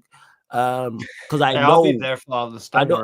Oh, I'm sure you will be. What a friend. I'm sure you will be there. Yeah, I'm sure you're I will be there afterwards for the World. I will be there with it. Yeah, sure, man. You know what I'm Monday night as well after. But yeah, it's like, because I know what this team's like, and I've said it before. Like anytime we face adversity, we can fold, and I'm fearful going into any game that we can get battered. So like if we're facing a team of quality, and I'm like one of the better sides, we can get battered. And then say even we go 2-3-0 down in a game, and it's say there's half an hour, 25 minutes, 20 minutes on the clock. I'm fearful of that. Like when we played Bayern Munich, and I think it was either 4-1 or 4-2. Whenever they scored their fourth goal, I think I said it on the watch along, like, oh, this could be 7-8 or 9. Thankfully, it was 4-3. But that's where I'm at with this team, where I'm like, a record-breaking beating is on the horizon with me. I'm always at the forefront of my mind, type of thing. Timo, the link's in the chat. Join. Always in the forefront of my mind. It's just the fact that we haven't played too many teams of quality like that who have put us to the sword. City beat us. City can do it, but City are not really that type of team. Liverpool are definitely capable, as are Bayern Munich as well. But because of just the lack of quality overall, we're not really going to get packed in like that. Like Bournemouth, obviously they scored late, so it wasn't like that. But yeah, so in regards to the game, looking forward to it, no. But I do believe it is the end. But then I'm not, even though I want Ten Hag gone and I want the rest of the players gone, I'm still not happy about the team getting beat. It's kind of backwards. Yeah. Like, because of what could happen. It's like, that just doesn't go away. Just because I want the manager gone, I'm like, all right, let's just go get packed. It's like, no. I'm saying I watched the win. I hated Steve Bruce, but I wanted to win games. I want us to go. I want us to go and put in a performance tomorrow against Bayern Munich. I want us to go away to Anfield. I'm not even talking about winning. Go put in a performance. Let's say we lose 2-0, but we actually put in a performance. I go, you know what? That's a step in the right direction. You didn't get embarrassed, like you said. Yeah, we didn't get embarrassed. Stop. That's all I ask. Don't embarrass us. And every time you mention the Champions League, Sheik, I say that in the champs. Even about winning like this, don't go out there and embarrass us. And what do they do? Just go out there and it's embarrassing. Super embarrassing. It's not just that too. It's the way that we play as well. We in some of those games we took the lead. Like the Galatasaray game, we took the lead and we were there in the game. And we just capitulated, completely. Anytime 2-0 up against Copenhagen with 10 men, see that out. Yeah, see that out. Yeah, game management like this again. This comes all towards the manager for me. In my personal opinion, this comes all towards the manager because these are games that you should be doing a lot better than what we have done so far, man. Like, how are you telling me you can't go to Copenhagen and beat Copenhagen, bro? Like, this is ridiculous. We are Manchester United Football Club. We're not fucking mid-table. We're not like a small team that just got to the Champions League or something like that. Like, we're a big club. Have those fucking standards. Like, it's that fucking simple. You keep talking about having those standards. You keep talking about playing the United way and stuff like that and bringing the club eras come to an end and all that shit. Talk about your era. How the fuck has your era been so far? Like, talk about your own. Everyone's going to bring these quotes up the moment he gets sacked. I can already tell you the first day is going to be like all eras come to an end and they'll post a picture of him where like when he first arrived at United and all that shit. So yeah, man, we're a joke right now. I remember Tom Little was like, we want, what did you say? We want 5 or 6 because he said I want to complete the set. This is where we are right now, bro. And honestly, they could complete the set. We could definitely get more than spooky in that game. 110%. It could get more than spooky. I'm fully aware of Sheik. What they're like and what we're like. Yeah, go on, Steve. Ask me a question. Go on. I was just gonna ask Sheik, what do you think the aggregate score of the both games is gonna be? So so if you think it's gonna be 4-0 Bayern, 4-0 Liverpool, that's 0-8. What do you think the aggregate score of both games is gonna be? Maybe winning both games, Sheik. Let's go, man. Hey, Flawless, I was there, bro. I'm not even with you on that anymore, bro. I'm not even gonna lie. I'm just lying to myself at this point, you know? Like I'm just lying to myself, hoping for false hope, man. Thinking we're gonna win all these games, and then match day comes and stupidity on the field, like again, literally. So, hey, but to answer your question, aggregate score wise, like on a real, I think, well, I think if you were to lose put money Bayern on it at home. Depends on the team that they play, but notoriously they have even when they have secured the knockout stages, they do still play their strongest team. I think they did that against Barca last year. But yeah, going off the aggregate score, I think we lose to Bayern. I hope it's like 3 goals and less. That's just what I hope. But I just hope we lose. It's fine. You know, like I've already accepted where we are this season. Like Flawless said, I just want to see good football at this moment. I want to see some of the things that you were talking about when you came here and when you started this season, because I haven't seen any of that so far. So that's all I want to see. Like, I just want to see. I know we're probably gonna lose or we get a draw or something. I don't know, man. I can't even think at the moment right now. I'm just It's all good, man. I get it. I think we lose to Bayern. Like probably. I hope it's like a 2-0 or 2-1. I hope we show some fight or something like that. If you were to put money on it, if I were to put money on it, theoretically. Tell him 2-0, man. This guy wants to mediate all of a sudden. Yeah, tell him we're going to win 2-0. This fucking guy wants to mediate. Liverpool, though, I'll actually tell you, I'm not sure. Because I know this could like, it's probably going to be 4 and above. I'm not going to lie. It's probably going to be 4. It's probably going to be 4 and above in the first, like, 40 minutes. First half. Yeah. That's where we are right now, bro. So, but Sheik, big up, man. We'll catch you for clubs later with you about as well. We'll be running clubs later on, people, probably like 8:30 p.m. UK time, people. So a couple hours from now, but the fan calling show will continue. Big up my done every single time. Run up the likes because we're still free short of 50 likes. So let's go to 50 likes and hit the subscribe button. Because I know there's new people watching. Timo, the studio is now not full. Let's see what this guy before we get through the next caller. What's this guy want to get off his chest? What's going on? What do you want to get off your chest? All right, I can't even cover this up no more. Yeah, I can't even cover this up no more. I know Servus get onto me earlier. Go on, but big up anyone here. Yeah, I can't even cover this up no more. Look, here we go. So I'm gonna say this, I'm just gonna have to admit now, my crime's been overly, it's been too much of a crime here. So I never wanted this manager in the first place. Oh, Poch. Oh, yeah, we are your Poch slander. This is the confession. Hey, backtracking. Let me get to the next call because we're going to discuss that. Hold on. Let me finish. Go on. But do your thing.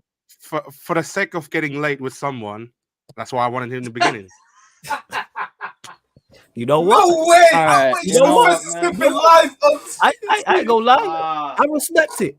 And also, Timo, I would have done the same thing. Not gonna lie. You are not alone, my friend. I would have done the same shit. You know what I'm saying? I would have done the same shit. That would have been my MO. I'm not gonna lie. Telling me? Are you telling me that Poch got you some pussy? Is that what you're saying right now? Hey, Surfer. Did it actually work? Did it actually get you some pussy? Did it work? It got him a $600 strip at Newcastle. Where the water was What's up? I want to know afterwards. That's detailed. I admit my crimes. Like, honestly, that's my excuse. It's not no crime. You know what I'm saying? It's first. You know what I'm saying? Like, it's fully understandable. You know what I'm saying? You know what I'm saying? Like, you know, a woman liked a certain team. I would do the same thing. First. Hey, this woman's not on the social media, right? She's not going to find out you've confessed, though. No, this is me. Like, I can't even cover this up no more. Like, you've been on to me because I said what I say in spaces. Like, that's it. You know what? I need to know more info though. But yeah, we won't bait out all your business run. But we're gonna get through the next callers. People, hey, this is Sarcasm City TV in a nutshell. So if people are like, oh, is this what this channel is always like? Is this crazy? Yes, this is what the channel is always like. Yes. This is why it says if you read the information, if you are easily offended, this is not for you.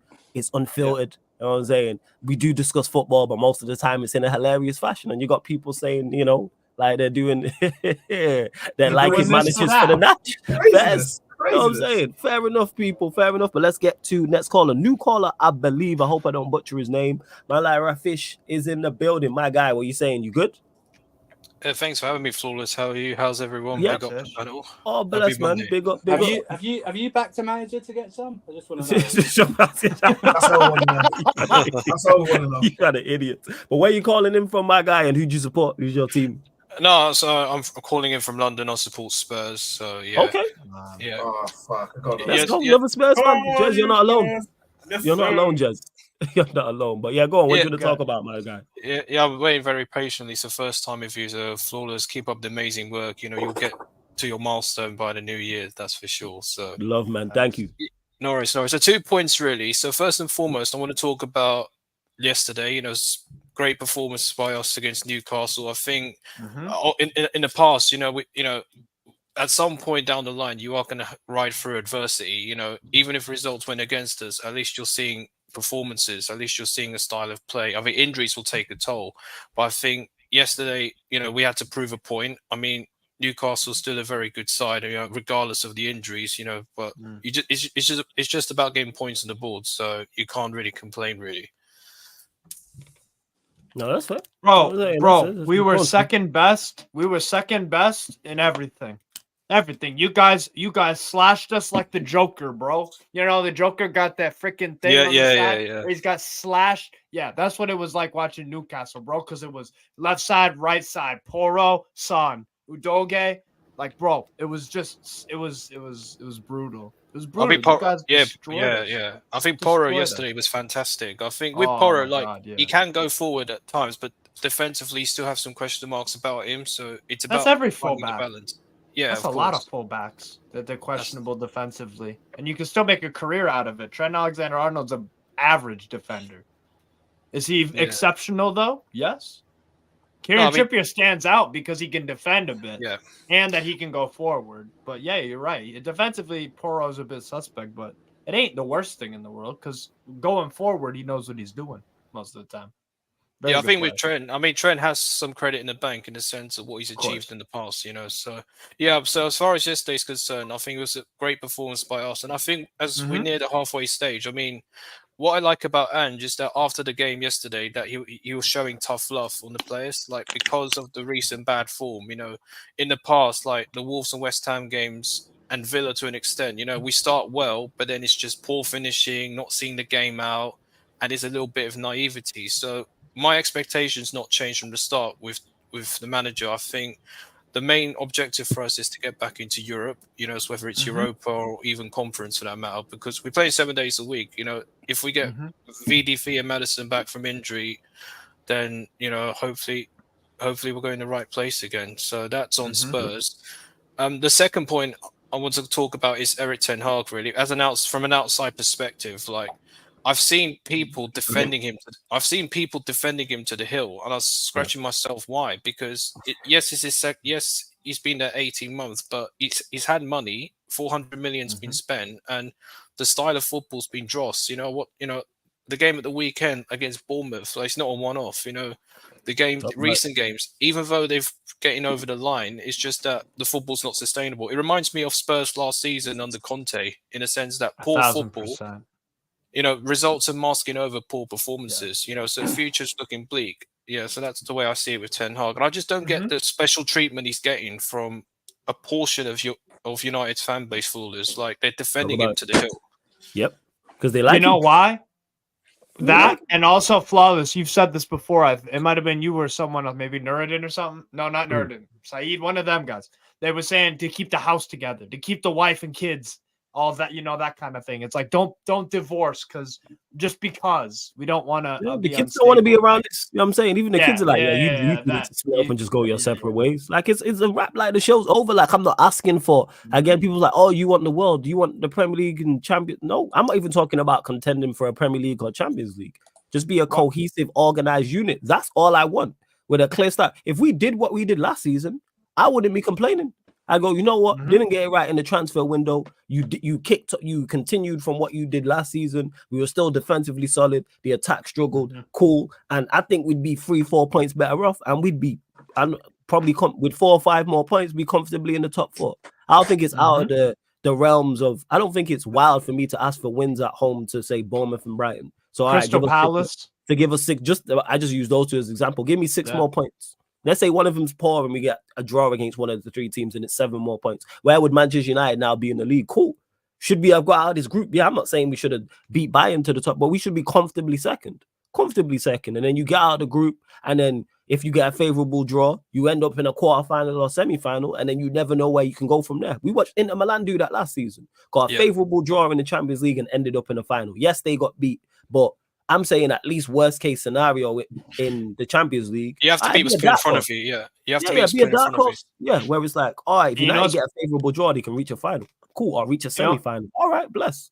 Yeah, go on. You know what's crazy? I was just gonna say real quick, Ritesh. Sorry, I'm cutting out your call a little bit. No, that's fine. I was just gonna say real quick about Inter Milan, but guess what?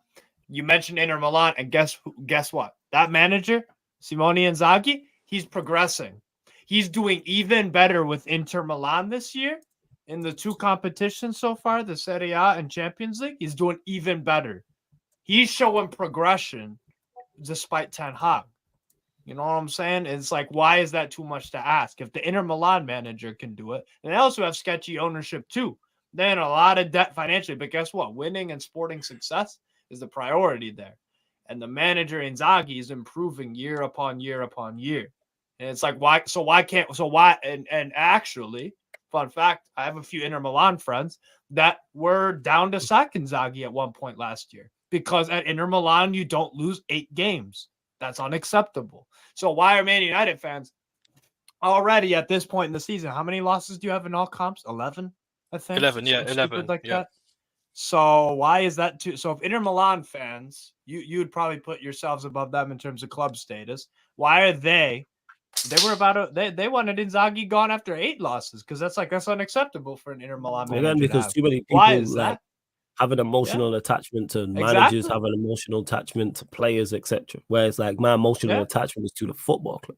I'm a Manchester United FC stand. I keep stating this. I don't care who's in charge and who's playing. Are we being successful? That's all I care about. I'm not fussed about anything else. People be thinking about too much extra stuff. Like all players have to we have to have a Carrington graduate in the side. Guess what? If none of the Carrington graduates are good, let them go and go find players who are good enough. I don't care about nationality. I'm not fussed about where you're from. Couldn't care less. Are you performing well? Can you perform to a certain standard that allows us to go and compete at the highest level?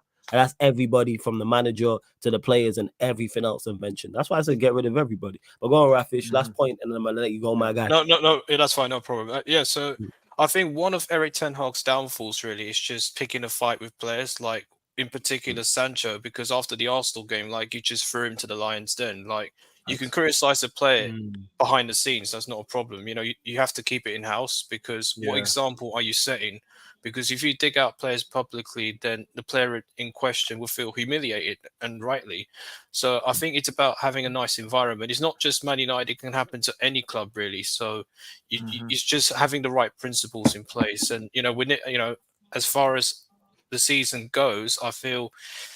Yeah, I mean, Man United should be at the very least challenging for silverware. I don't know. Yeah, back to my earlier point. I don't know why fans are accepting mediocrity because you foolers, you guys are the biggest club in England. You should at the very least challenge at the top rather than settling for the bare minimum. And at least the second tier trophies. If he was in it for the FA Cup and Carabao Cup, I go, all right, cool. We did that last season. A trophy, yeah. We reached both domestic. I'm not saying every season reached both domestic, but there should at least be an aim to do so. I'm with that. Be highly competitive. Be highly competitive. Compete. Bare minimum stuff. This is basics. Bare minimum. Go out there and compete because you're playing at the highest level of sport. Jesus. That's not unreasonable to ask. Nope. That's the thing. It's about seeing progress, really. For instance, with my team, with Ange, as much plaudits he's getting this season, at times I critiqued him with good measure.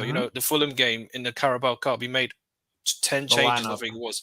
That proved to be his downfall. So, but yeah, I think that's the thing. Managers can make mistakes as long as they learn from it, along the way. So that's it, really. Like when you guys play Burnley in the FA Cup and he does that lineup stuff again. And then you guys it'll don't be suicidal. Beat Burnley, or if you draw and then you replay it and then you lose at Turf Moor and you lose out on chance to win the FA Cup, you can criticize them. It's like I think for me that's the one thing where we will get them on the answer in terms of how he's prioritized currently. The cup obviously we only in one more cup left, so if you're not going to see the strong 11, then obviously we're going to know. I mean, this is kind of fucked up because we're going to lose players to AFCON now too. And exactly, Basuma, Sar's going, and Son's going to the Asian Cup. So We pretty much already fucked, but it depends. Pape Matar as well. Yeah, we'll say he mentioned as well. So pretty much we already fucked in terms of the guys, and then those guys have to come in. But if you rotate even more, you have to kind of look funny because I look at Burnley and said there's a good opportunity to go forward. Like am I expecting him to win the FA Cup? No, but I do feel like at least beat the opponents where you can say you can beat them. That's why against Fulham, I wasn't really feeling it. That was probably one of the very few times in the season that I actually criticized Ange this year. Absolutely, yeah. I think that's it, really. Thanks for having me, Flawless. You want Of to round course, through man. some calls, yeah. Hey, yeah, man. Great call. Make sure you call back in, man. That was a great call, man. Make sure Top great man, debut thank you call. very Make much. sure you call in. Yeah, Take big care. up, man. Keep supporting as Thank well. you. Big up, man. My guy. Bless up. Go continue to run through the calls. Continue to run up the likes as well, people. Let's get to someone else who was called in before. Let's see what he's got to say. Man, that Keke Letso is in the building. My guy, what are you telling me? You good? Hey, big up, everybody. I hope everyone is doing well. By the way, just to make it easier for the masses, everyone calls me KK. But Flawless, that was a spot on pronunciation still. I remember you telling me last time. That's why I got it right. But I'll call you Keke from now on. But yeah, I remember you telling me that's why when the name popped What's up, the I was like, oh, you origin? called him before. What's the origin of that name? Kekeletso?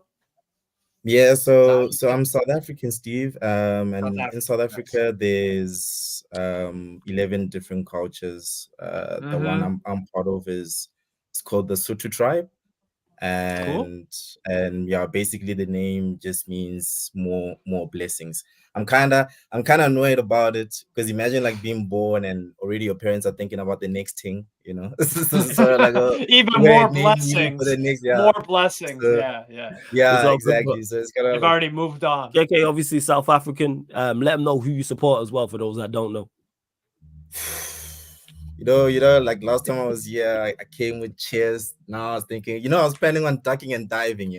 I saw the fan call. I was like, nah, bruv. Like I'm ducking and diving. But I was like, you know what? Let me show up. I'm unfortunately a Chelsea fan. It's unfortunate. It's very unfortunate. But yeah, here we are. And just real quick, it's quite difficult to sort of like condense thoughts you have about a team you're supporting for years and years, especially when you hearing other people's opinions, and sometimes people make you think, sometimes people make you cringe.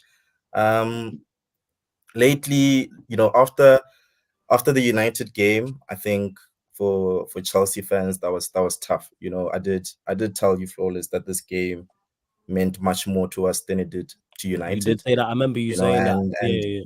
And it showed in the reaction, man. It showed in the reaction. And then following the Everton game, it's funny, bro. Like on Sunday, logged into YouTube and Saeed is having an emergency meeting. Matisse is having an emergency meeting. So I'm thinking, okay, cool. Which emergency meeting am I attending? So it's difficult. But I just two things with Chelsea. I just want to speak about like the context of the season and the context of the project. So for me, of course, flavor of the month, sack Pochard, this guy's shit, that guy's shit. Okay, cool. We saw the performance against Everton, terrible. United, terrible. West Ham, early in the season, terrible. Nottingham, Aston Villa, and the crazy thing about and the crazy thing about the Everton loss, we lost the same way against West Ham. Very poor start to the game, sort of come back in the second half of the first half. The opposition gets that crucial goal, and then Chelsea die. We saw that against Brentford as well. I think we didn't even threaten to score, but the exact same template. But I also saw the Chelsea team against Liverpool. I also saw us against Fulham and Burnley and Brighton in the Carabao Cup. So for me, like I said, the only thing I'm trying to do is to learn more about the team, learn more about the players, learn more about the manager, learn more about the project. So for me, I tapped out after the Bournemouth game where we drew 0-0. The one thing I realized, and Flawless, like you usually make a good point about experience. It's about the quality of experience and not necessarily just the experience. But what Chelsea have done was take away all of the experience to the point where we literally just need experience, bro. Like what I realized after the Bournemouth game, we drew 0-0, and when I realized this team, you know, they don't know how to win a stock standard Premier League game. You know, when you get that slot, you know, that 3 o'clock, 2 o'clock kickoff where it's just like bare games. That's a stock standard Premier League day, you know. That's a Premier League day where you win 2-0, you forget about that game, and then your own club reminds you about it 5 years later on the socials. You're like, oh right, I remember when you beat Bournemouth 2-0. Enzo scored that. So that's a stock standard Premier League day. This team, they are so inexperienced in just football in general that they don't know how to navigate a stock standard Premier League day. Never mind an early kickoff. Never mind a Monday night kickoff. some of these men were playing at Old Trafford for the first time in their careers, bro. Which stat just made me realize just how inexperienced this team is. Nicholas Jackson scored his first career hat trick for Chelsea. Your first career hat trick you're getting at one of the biggest clubs in the world. Just Drogba, Drogba was banging in multiple hat tricks for Marseille and Guingamp before he went to Chelsea. Bro, this that jarred me so much. I remember under Conte when we were linked with Ashley Barnes, bro. And I was like, rah, no ways is Ashley Barnes coming to this football club. I tried to Google how many hat tricks does this guy have? And he has a hat trick this season for Norwich in the championship. So guys like Ashley Barnes have been banging in goals, but they weren't good enough. But this dude, he's like playing at the big time. Like that's just how inexperienced this team is, guys. I don't think as a whole the squad has accumulated 1,000 games in men's football. So for me, it's sort of like this is why it's difficult to be flushed out. For me, I'm still quite far from there. For me, I'm the sort of guy. Yeah, I give a manager 5 strikes. He's on 2. So the first one is sort of like player deployment. What are you doing playing Chilwell at left wing? What are you doing playing Colwell at left back? What are you doing not playing Maatsen? What are you doing playing Disasi at right back? So that's the player deployment. And the thing that's disappointed me about Pochettino the most is just the pragmatic thing is starting to get to me, bro. Against Liverpool, there was a chance to win that game. He chose to be pragmatic. We drew. It wasn't too bad, but the game was there to be won. Against Bournemouth, the game was there to be won, but he decided to do the pragmatic thing. We drew 0-0. It's only like against Everton, he still did the pragmatic thing. Only in this case, we conceded poor goals, you know. So it's sort of like win, lose, or draw. This guy, he's not a front foot manager. He's a reactive manager. That's why he waits so long to make substitutions. That's why when he sort of kind of like finds a solution, he sticks to that solution until it doesn't work anymore. Granted, I know like guys like Postecoglou and De Zerbi are flavor of the month right now, but I also saw Van Gaal die at United, and he was all about philosophy. You know, I've seen many managers die on the even Rangnick. You know, he had a philosophy, it didn't bang. It only takes 4 or 5 losses for people to start saying, oh, and you need to realize where you are, bro. This is the Premier League. Even Pep, guys, Mr. Principal himself, at some point he had to clock, guys, this is the Prem. I remember his first season where he got slapped 4-0 by Everton, where Tom Davies was the next big thing. You know, people were calling him Pep Rodiola back then. He's made some changes to adapt to the league, yet the principles have remained the same. So let's not get too gassed about these principle-based managers. They will get cooked. And there will be a time where they need to adapt their tactics. Yeah, just can I ask a question then? Because I talk about it a lot, to be honest. Every manager eventually has to adapt to any league, in my opinion, because a tactic is never going to work for 5 years. I agree 100% with that. But there needs to be some sort of substance in terms of what you actually want to be. There needs to be a baseline.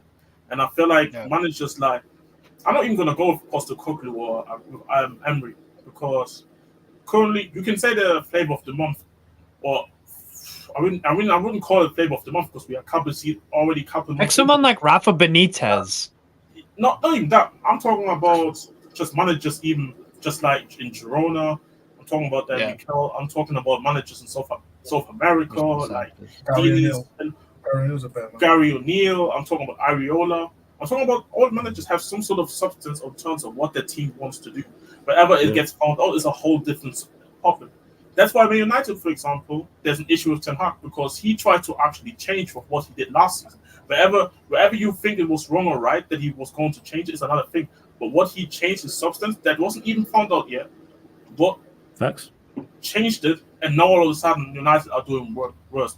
The issue with Pochettino, man, this is where I'm going to ask you is that what do you see actually Pochettino trying to do on the pitch? Because there is no consistency of what he actually wants to do. Wherever I watch Chelsea, at least with other managers, I can see a consistency where it's not working maybe at times, but you can see what the team's trying to do, and you can maybe say it comes down to quality. With Chelsea, I'll be honest, this whole thing about experience, I'm not buying the whole thing. I'm not even a Chelsea fan, but I support Tottenham. I don't know if I've been able to talk before, but the whole thing with the experience thing, I don't buy it because you don't need experience to at least have a basis. A baseline where you go off and say, you know what, you can see generally there is a lack of quality missing. Why? Because the manager's not even coaching you guys, if I really want to be honest. No, I 100% agree with you, Maji. That's why I kind of said I gave Pochettino strike for the pragmatism thing. So for me, he's a manager that doesn't have substance in his play. That's the issue. That's my specific issue because even pragmatic manager have a substance. Poch has nothing. So it's not even that I can't even call it pragmatic because you aren't defending well. Yeah, exactly. You've been conceding goals to. I can't even call that pragmatic anymore. Like at least there was at least a substance even with his pragmatism. Poch is just out there just trying to do something, just freestyle. Yeah, so this is kind of where so like for example, against Brighton we went down to 10 men, and there you could see the structure. Like Flawless just touched on how when I think it was which game was it that Rashford got sent off and then United Copenhagen. Yeah. So for me that Brighton game in particular when Conor Gallagher got sent off, particularly off the back of that performance against Newcastle, I thought the manager did deserve a bit of credit for how we played against Brighton. I thought we were quite defensively solid. I don't think Brighton were as good as they usually are, and we, because Chelsea. I'll touch on the experience thing again because I do agree. Like there has to be like a base level, right? So for me, with pragmatism, is not necessarily a defensive style of play. For me, pragmatism is a philosophy where you are waiting for the opposition to do something, and then you plan on exploiting whatever it is that opposition have done. So, like for example, if a team is going to press Chelsea high up the pitch, then you'll hit them on the transition. If the team is set up in a mid to low block, then the idea it's been executed very poorly. Then the idea is to sort of have your wingers tuck inside. Cole Palmer has sort of like come to the fore, so he's sort of like seen as that creative spark where you're trying to find those pockets in between the lines, play quickly, 1-2 touch passing, get to the striker, finish. Now, what I described hasn't happened at Chelsea this season on any consistent basis. That's why, for me, I'm just hoping Pochettino just does enough to stay in the job until the summer, because a summer can change everything for a football club. I think with January, it can be a little bit difficult. I don't know what Chelsea plan on doing in the market, but I do think if this guy can sort of get to the summer and then the first 10 games of his second season, then I can sort of be very, very strict about seeing these things that you're talking about, Jez, because the reason why I wanted to speak about the project, the season, and then the project is because I really think as a Chelsea fan, we are struggling very, very badly with this whole process thing. We are trophy fiends, bro. Like I was thinking, can you like imagine just like a fiend? It's like Champions League. It's like here's the FA Cup. It's like we just fiends, bro. We just want to see these. That's how it should be, though. That's how it should be, though, don't you think? Because we all love winning, right? Like I want Newcastle to win. I want Bayern to win. You know, I want my team, United States of America. We ain't ever winning no World Cup, and damn it, I'm gonna be pissed off if we don't, to an extent. You know what I'm saying? So isn't that kind of I feel like that isn't that crazy, especially at a club where you guys are used to winning, right?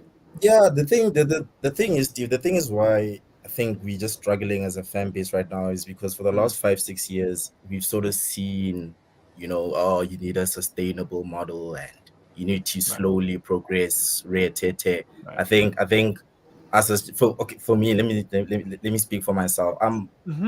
The managerial merry-go-round was getting to me, and for me, it's not even necessarily You just changing want a the little bit more managers. stability type of thing.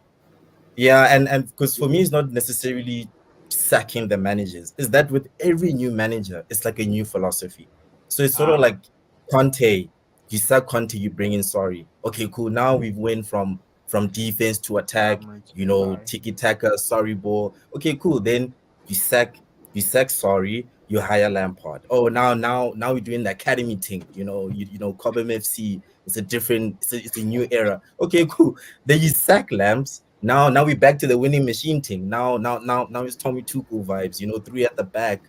Shithousery. Okay, cool. Then he buys his striker. His striker flops. You're not good enough anymore. Now we're back to the project thing. So for me, if Chelsea decided, okay, this is our model, we play out from the back, and we're gonna hire and sack the managers that play this philosophy, then the manager is just a mere cog in the system. Take him out, plug and play. But when the introduction of every new manager is a new idea and a new philosophy, and now because now, okay, cool, we sack Poch, cool. Who we buying for which manager? So who are we gonna sign up? I think you should lower. I think you should lower the spending in my opinion, and the January coming up. And if Pochettino gets sucked, I mean, if Pochettino gets sucked and stays, they're gonna spend money. But in my opinion, the whole Pochettino, They're gonna have to back him. That's the thing. They're gonna have to. Yeah, exactly. If he stays, it's only a 2-year contract. Just they're gonna have to like. They're gonna have to criteria. Timo, one second. I'm saying I know what you're trying. I know what you're trying to say. With that, don't worry. I'm not. It's not that I'm not listening to it. I'm just saying that in a situation where Poch is not here anymore, in my opinion, you guys shouldn't be spending in January, unless it's going to be a permanent manager, or unless we have an idea of who the permanent manager is going to be before end of January. And because if you're just going to go spend money for some players, but then the next manager doesn't even want that player from January, then you go back with the whole situation. Just even Pochettino. Exactly. Pochettino came in. And these players are going to be on death row contracts. That's why. But then that doesn't, for me, that doesn't. But it's not enough of a reasoning, and I think Victor himself will maybe agree with it. That's not enough of a reason to keep Pochettino for the January window, in my opinion. Like, let's say to the end of the window, if he doesn't do well and you're going to go to Newcastle and you're going to lose these games against Sheffield, or you can't seem to get results against Sheffield, I think there's all right for Chelsea fans to be pushed out. I think there hasn't been a case for me where I've seen where Pochettino deserves to stay, where I felt like it's justifiable enough. Same with the Ten Hag people that gave me justification about that's why Ten Hag needs to stay. Like every club, like there's injuries, for example. Every club has fucking injuries. I never understand that. Every club has to deal with injuries. But you guess what? Some manager can deal with it. Some managers, the club, we call about how he's a crybaby. He moans every time about the injuries, but yet he goes out there and still gets it done regardless. Yeah. But hey, Kepi, great show. I hear that. Last point, and then we'll get through the next call. Carry on. Great call. Yeah, the reason why I guess for me, Poch is sort of like third in the firing line. So for me, the first people I'm chatting to is the players. Poch isn't telling Nicholas Jackson to miss open goals. Poch isn't telling Mudryk to not make simple passes. These players just don't know how to ball out at this level. They just don't have the experience. So for me, that's what I'm chatting to first. The people I'm chatting to second is the people that brought them in. Like you man scouted these dons. You man scouted these. I don't know any of them. I don't know who Mudryk was. I don't know who Madueke was. I don't know who Jackson was. I'm seeing them for the first time here. So at the end of the day, Poch wasn't here when these players were brought in. So that's sort of like my thing. And just one quick last point. Just I think just from my general life experience, there's two types of progression, right? So there's sort of like the incremental progression that we all sort of used to, step 1, step 2, step 3, and then there's sort of like the exponential sort of thing. I think you see this a lot when you're working out and you're not seeing any improvements in your body, and then all of a sudden you break through that plateau and you're growing. I think you see it a lot build with like muscle artists. mass. Yeah, like you see it with artists as well. Yeah. Men them are in the trenches 5-10 years, and then that one song or that one role just blows them up. So I don't know what this team is going to do. I don't know if even Poch is the one to take us incrementally, or if it's going to be the exponential thing. So yeah, with that said, like we'll see, man. We'll see if this Donny survives. We'll see, Kekin, man. When you call back in, we'll see 110%. But great call as always. Because last time we spoke was the day of the United Chelsea game. We got clapped, man. It was the day it was before. Great game, man. It was a great game. But big up for calling in, yeah. Much appreciated, my guy. Thanks to great call. Big up, man. Peace out, bro. Good speaking to you. Safe, man. Safe. Bless. We are gonna get through the last couple callers, people. Debut caller. I see him in TJ Warren TV's chat. See him in United Spurs of America chat. Jacob. I got welcome to the show. Mike Das is in the building. Yes, Mike. How we doing, Mike? Guy? You good? Yo, what's going on, guys? How are you? What's going on? Let them know where you're calling in from, my guy, and who's your team as well. Well, I think it's pretty obvious who my team is. I didn't even see the hat. Yeah, Liverpool. Yeah. All right. Where are you calling in from? I'm in Connecticut, United States. So, shout out Connecticut. Home of the worst drivers in the whole country. The worst drivers in the whole country. WWE hit, bro. No, it's Jersey. Shout out Jersey. Hartford. Big up. Oh, Jersey's terrible, but at least they have their blinkers on. You Connecticut dudes don't know how to use the blinkers. You just go and just swerve into other lanes. That's what my experience in Connecticut. Go on, Mike. What do you want to talk about, my done? Yeah, so I just wanted to comment really quickly on each of the top 6 teams, and then talk a little bit about obviously Liverpool United. But just super fast. If we look at Arsenal, something that I don't like what I don't understand about Arsenal fans right now is that, like, objectively, you haven't put 3 straight good performances in a row. And honestly, you should have won that past game, right? Like, I don't care about the referees. Martin Odegaard missed 3 goals in front of goal. Like, it's just that simple. Even with those penalty shouts, you should have been up 3-1. So, I mean, we're arguing semantics here. You're arguing whether or not you should have won 4-1, 5-1, or 3-1. I don't care. You know what I mean? Like, it doesn't make any sense. It doesn't make any sense to me, not to mention everyone was chatting shit at us over the Spurs game or over the Brighton game. It's like, dude, referees are referees. I don't care. I have no sympathy. You should have scored, right? And then when it comes to Chelsea, right? Like, my whole thing, I understand how poor they've been, right? But how many times are you going to go through this? You know what I mean? Like, eventually you're going to have to stick through really shitty times with a manager. Like, no one's going to come in and quick fix anything. You've got Todd Bowley playing Football Manager, doing like the $1 billion takeover in FIFA. You know what I mean? Like, he just goes out and he Googles FIFA 23 Wonder Kids, right? And then he just buys all of those players. And then he just creates a team and he's like, okay, this should in theory work, right, guys? Like, no, that's not the way this works. And I mean, listen, could their signings have been better? Absolutely. But I mean, what's going to happen if you sack Poch? You're just going to get another guy and have the same complaints. It's like putting a Band-Aid on a bullet wound. You know what I mean? Eventually, you're just going to have to accept the fact that you've been shot, and it's going to take some time for you to heal. You know what I mean? Same thing with United. Like, United's a little bit different because you've had it for 18 months. You know, not 3 months, but still, if you sack Ten Hag, the bullet wound is still there. You're just putting a Band-Aid on it. You're not taking the bullet out. You're not sewing it up. You're not letting it heal, right? So I think that, collectively, everyone's kind of just in this really grim place. Even City, you know what I mean? Like, City they're complaining about injuries, and I'm like, have you seen the way Ruben Dias has played this season? He looks like Harry Maguire. He has been atrocious. He has been atrocious. He is not playing well. Rodri, I mean, like, I don't care that he was missing. Even when he is on the field, I fail to see his impact. Young boys ran through you like a hot knife through butter. And the only reason why you didn't win that game was because young boys have no clinical edge. Every time you faced a team with clinical edge, i.e. the last 4 games, you got exposed. Now, City's next run of games are honestly, I don't think they play anyone above 13th place until the new year. So, you know, they are in a good spot. But I don't know. I see a lot of people, again, to me, even with my own club, you know, and like let's just I mean, just because Villa are there, I think it's important to note Arsenal's away form is atrocious, and they haven't beat a team over 13th place away from home this season. No one talks about that. And then everyone's trying to big up Villa. The only big team that Villa have beaten away from home is Chelsea with 10 men. So, like, again, I don't see anything convincing from anyone, not even Liverpool, right? Like people are talking about me. It's like my forwards have scored 1 goal in 4 games. And you're saying that I'm just that United's just going to come through and I'm going to smack you 7-0. Like, what are you watching? Like, what is going on? That game could easily be scoreless for the first 85 minutes. Like, I don't understand this. Nah, you don't. You might concede some chances to Manchester United as well.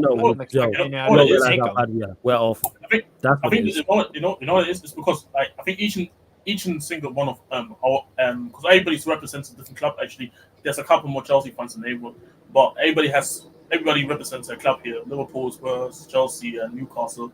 But I think because everybody views the club in different ways, because we watch our clubs from more and from the outside. It's sometimes harder to understand it until you actually maybe listen from other fans, or maybe you kind of get more invested. Like for example, when we had the whole thing going on where Ance's going to win us the Premier League this season, I never bought into it once, because you can see clearing issues that weren't seen before the injuries, and now you see these issues. Now all of the sudden, the Spurs fans talking about how Ance's maybe clueless and how he's not going to get manager anymore. All of the sudden, with United, I think United fans know what the issues are, but some people haven't, like Roller said multiple times, one time to one of the other part of this prime. People don't maybe watch United as much as they really say, and then you see once you start watching, you see how bad it is. And even with Liverpool, sometimes there's certain things I don't catch on until either somebody tells me, or I maybe go and watch Liverpool. Like I haven't watched, and Flores obviously just made the point earlier that every team kind of sucks away from home, but Liverpool as of late, it's been a bit more spooky than some of other teams, in my opinion. But yeah, you're right. In some sort of way, I do think with certain clubs where there needs to be some sort of consistency in sacking the manager is not the solution. But I think that type of earn needs to be trusted. And I feel like for example, with Chelsea, I talked about it before. I think Pochettino just hasn't. What's the right way to put it? Pochettino hasn't earned the right, earned the trust from. No, he hasn't. He hasn't earned the right. At this moment, at this moment, hasn't earned the trust from Chelsea fans, where they can sit here at least. You know what? Even if you suck this season, at least we can see something from you where we can believe in you. But so I can understand why Chelsea fans are. That's why I can see why Chelsea fans are so upset about Pochettino, in my opinion. I don't think he's a very good manager, to be honest, Pochettino. I don't think he is a manager that can do well at big clubs with pressure. I just don't think so. Espanyol, no pressure. Their Barca's little brother. No pressure, did well there. Southampton, no pressure really from outside of their fans wanting to do a little something. Spurs, same thing. Sorry, Jez. But bro, it's and then when he goes to Paris Saint-Germain, looks like he was the worst manager I've watched PSG have under the Qatari era. He was awful there. He was terrible in away games. He would make the same excuses. He would try to play it. He let Mbappe run amok more than the other managers did. He had no principles, no play style. It was like, bro, in away games they would trash. And look at all that. Now it's coming to Chelsea.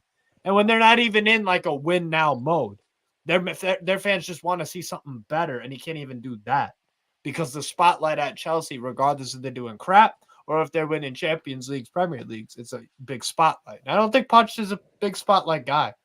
I don't think he is at all. I hear that. And in regards to what you mentioned, Mike, about about the Band-Aid with the gunshot wound, that's what Ten Hag did last season. I'm cool with that. Yes, because I understand where we're at. So but the problem is now you're not even a Band-Aid on the gunshot wound.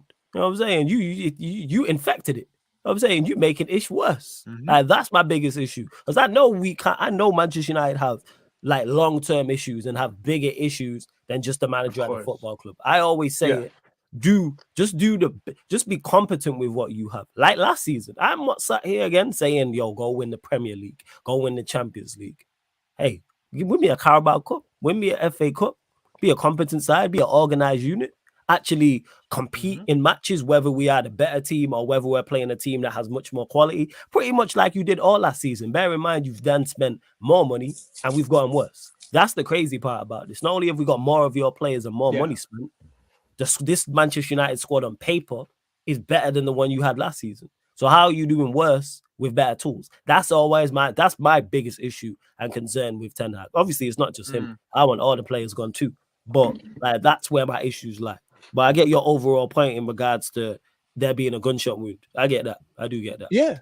I mean, the final little point here I'll make is, listen, I think that the Pochettino shot was one thing just because it's been 3 months. But, you know, to be honest, I don't think they ever should have sacked Tuchel in the first place. That's just me. I think they should have just rode the storm. Kind of like the same thing with Bayern and sacking Nagelsmann. I thought that was like one of the worst pieces of business. And then they lose the following round. It's like, well, no shit. You just got rid of your manager. Bro. And you brought in Tuchel.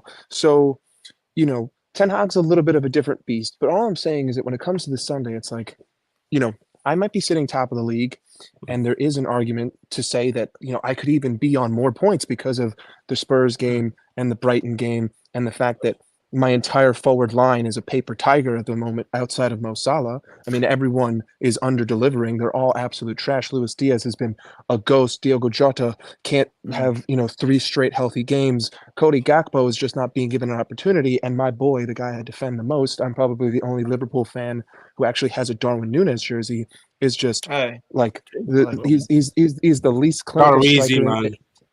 He's the least clinical striker in the league. But the thing is, though, is that he creates so much off the ball. So it's like, you know, it's a double-edged sword. Like we're more dangerous with him in there, but I can't trust him to score a goal. And it's like here's the whole thing, right? It's like everyone talks about Liverpool needing a 6. And like, well, I'm more than happy to entertain that conversation, have that talk in a traditional sense. If Darwin Núñez had just scored 50% more of the big chances that he missed, we would have beaten every team by 2 goals, and I wouldn't hear anything about needing a 6 because I would just be outscoring all of you. I'd be scoring 4 goals a game, and I'd be like, forget a defense. Like I don't need it because I'm going to create 7 chances a game.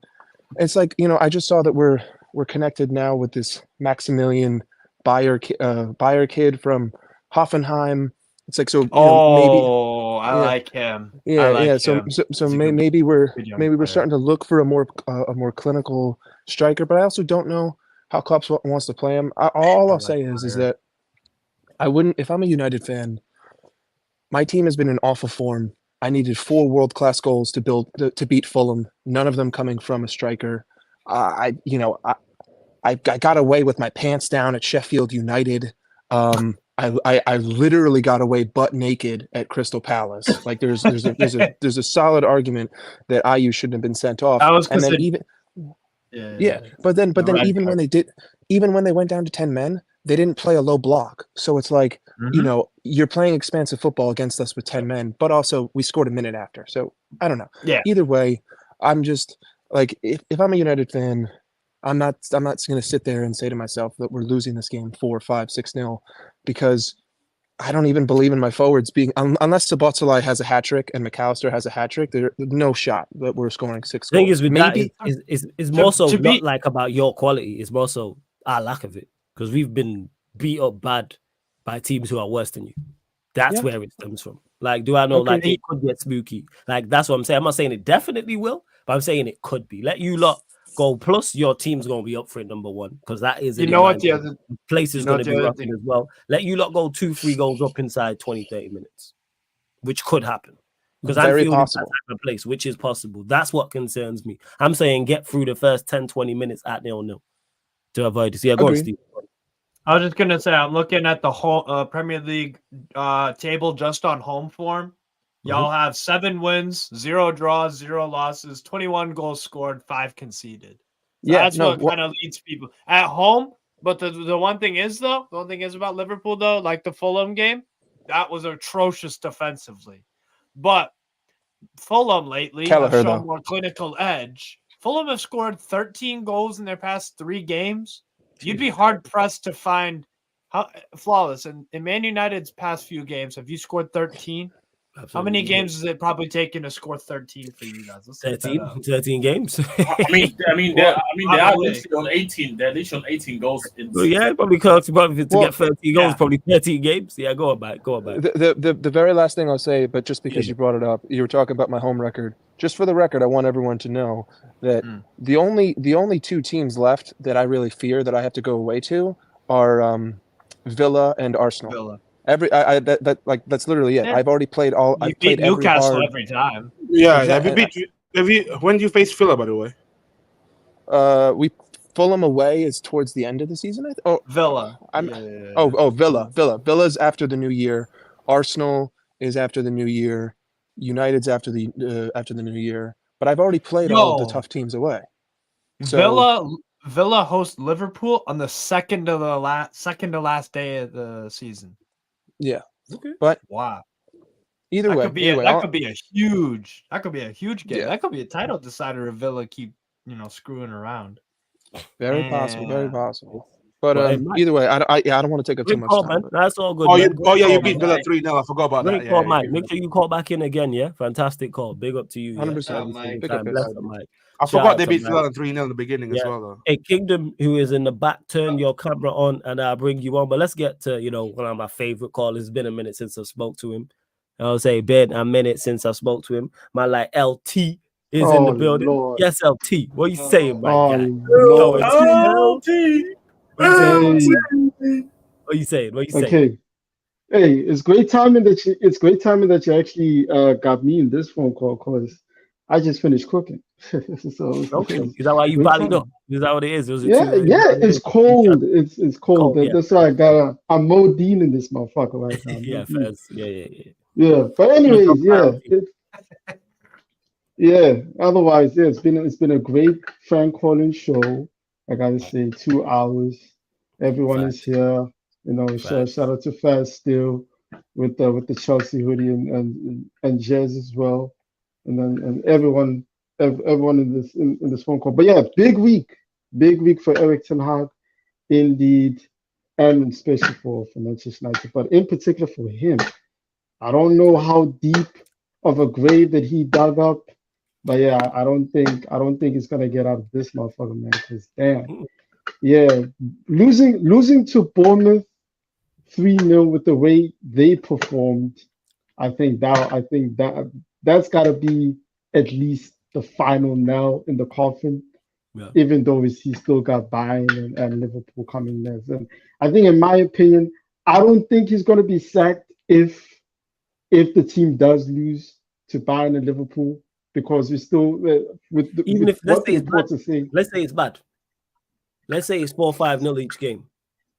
You don't think he's done? Okay. If it is that bad, then I can see the Glazers. And LT, you are fully aware it could be that bad. Yeah, it could. You could easily lose these two games 4-0. Yeah, it could be both 4-0. God damn. Exactly. We could easily both be 5-0. Oh fuck, 7-0 again. Yeah, we don't need all that, but it could easily be 5-0.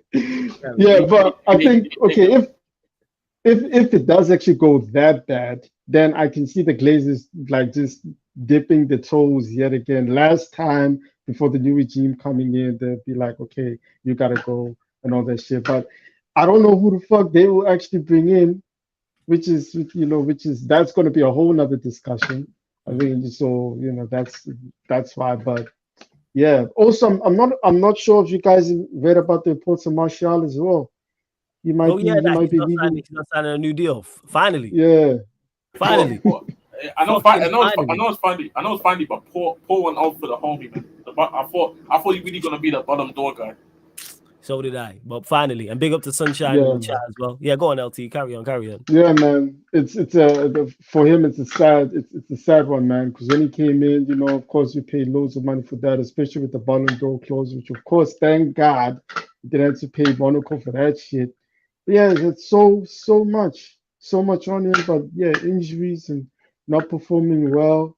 That 2019-20 season, it was exceptional, but it is what it is. It is what it is. It is what it is. I still think, especially if you compare him to like any of the other attackers, I think just the way he was playing, he was so calm with the ball. But that's what the French do. Is just the French are so calm with the ball and everything. But it's unfortunate that he wasn't consistent all the way. And now, they might be going for less money or even on a free. Like this, ain't that a bitch? Let's just get rid of him. It's time. Yeah, it is what it is, man. Fuck, man. It's time to move on. But yeah, big one for F, man. Big one. Let me ask you, Flawless, though. Yeah, if Eric Ten Hag does actually leave, who do you want to bring in? I'll go get Flick till the end of the season. Yeah. I go get Flick till the end of the season, and then I go get Flick till the end of the season, and then address all the upstairs issues in the summer. Go get a DOF, CEO, all that stuff, and then go and get, which should be done during the season. And then by the time we get to the end of the season, let the DOF then pick the manager. That's where I'm at with it. So you go get Flick just to steady the ship. And then if this takeover, 25% of these takeover in quotation marks, get all the people in place, like I said, CEO, DOF, then go identify a manager, then go interview the manager, and then you lot have a plan ready for the summer. Like, right, so this is the way we're going. This is who we're going to keep. This is who we're going to sell. These are the players we're going for. So by the time we hit, you know what I'm saying, towards the back end of the season, everything's already in motion. We're already approaching players, approaching player agents, letting players know, well, not letting players know yet, but well know, you know what I'm saying, the players who won't be staying there, who's getting new contracts, who's not, etc. That's what we need to do. So yeah, I'd go get Flick till the end of the season just to steady the ship and then do everything I just said. I'll also get Flick as well. No, well, if definitely to the end of the season is a good plan. If he low key does good, if somehow the team does end up back in Europe, then I don't know. Might as well give him the perm. But I don't want to be Ole. It's going to be like a whole Ole type of situation. So I really like your type of plan as well. Definitely get just get the new DOF, the new regime coming in. Yes, get a new regime because. There's loads of players, not only Martial, but there's loads of players that I think the contracts are coming up in 2024. Don't we knew anybody? So it's gonna be a real execution style hammering, and who knows? Even though Scott McTominay is scoring goals and Maggie is over here rejuvenating his career, those two motherfuckers still might leave next summer. I don't know. Go. It's a wrap. Show's over. It's over. But LT, let me get through to the last caller. But big up, man. Much appreciated, my guy, for calling in. Always good chopping up with you. Yeah? Every time, man. Thank you. Man. Anything you want to add quickly before you go? Are you good? Well, yeah. I got one more thing to talk to about Fats real quick, man. Yeah. Cool. Your thing. Yeah. As a Chelsea fan, I don't know. Are you guys like? What can I say? Are you guys is Chelsea in the championship type of mentality where you'd be like, dang, Roman is gone, Roman is gone. This is not the same team that was big back in the days, and now all of a sudden, Todd Bowley splashing 100 mil, broke records and all that shit. Dang, like even though it's like the Poch slander in this fan calling show, it hurt my heart low key because I think Poch is underrated. But I understand, even Chelsea, they're kind of in the same boat because if Poch does leave, who are you guys gonna get? Someone who can coach. I firmly believe, because let's be honest, like we cannot even sell the club until like by the time 10 years is over. So technically, we can't even sell the club until like 2030 at least. Mm-hmm. But I do understand the vision of the club where it's going, but it's just that the approach or the execution of the approach is still that it's not quite there yet where we want it to be. Like they got the vision, but it's kind of like the execution still like not that good. That's because one of my friends. Yeah, because one of my friends. So it's the recruitment, the two guys above. Yeah. That's the only one of my if I speak, I'm gonna get cancelled. So I'm gonna have to. Yeah. Why are you gonna get cancelled? You just said why you supported Poch in the first place. Hey, you know, hey, I've already exposed earlier, man. Allow it, man. It's all good. And hey, Sunshine, if you want the Sunshine in the chat, if you want to call in, feel free. The links there. Yeah, go on, LT. Carry on. Yeah, one of my friends is a Chelsea fan as well, and he was after the result yesterday. He was like, yeah, punch out. So yeah, it's getting real serious. You know, it's getting real serious on that side. But yeah, otherwise, I'll let you guys be. I gotta put on the ski mask and go into the cold right now. So I'm about to go eat. Do your thing, man. Bless up, yeah. Thank you. Bless, man. Bless. Continue support. Big up. All right, let's get through to the last caller. Sunshine, let me know if you are indeed calling in. Let me get to the last caller. Debut caller on the chat. New caller. So God welcome. Man's name is, the title is Kingdom. What are you saying, my guy? You good? Yo. Big up everyone, man. Big up, man. Where you calling in from? And who's your team, my guy? I'm calling in from London. Let's go. Who's your team? United supporter. Let's go. You know what I'm saying? What do you want to talk about, my don? Yeah, man. Yo, I just wanted to because hey, before we carry on, hey, Surfer, we just had a Chelsea fan from South Africa. United support from London, man. That's classic, man. United fan from London. Fucking everywhere. That's why, you know what I'm saying. Yet there were Chelsea fans from fucking South Africa. You lot didn't say shit then. Hey, this international. You lot didn't say anything. International. There was literally the second couple was a guy from Thailand. You know what I'm saying? There was literally. Roller supports Macclesfield. He supports Macclesfield. He's not a Man United. Sure, go on, my guy. The floor's yours. I'm actually Nigerian, but yeah, that's. See, Victor, you slander. I take the slander back. Yeah, you better take it back. Yeah. Slander back, you Egypt. You know what I'm saying? Fucking fool. Yeah, I don't want to take up too much time in it, but because I know you lot have been going on for a while. But yeah, I just wanted to. So I don't know if you guys saw the whole there was a clip that was posted about United and sort of what they were doing in training. I don't know if any of you saw that. I saw that. You know why? Yeah. I don't want to. You know what? I don't like the food, so I don't want to see how it's made in the kitchen. That's why. Trust me, this is terrible food. I don't want to see how it's cooked. You want some, nice medium rare steak, and with French fries as well in your plate. That's what you want. Give me some chicken and pomme de frites. But yeah, go on, carry on.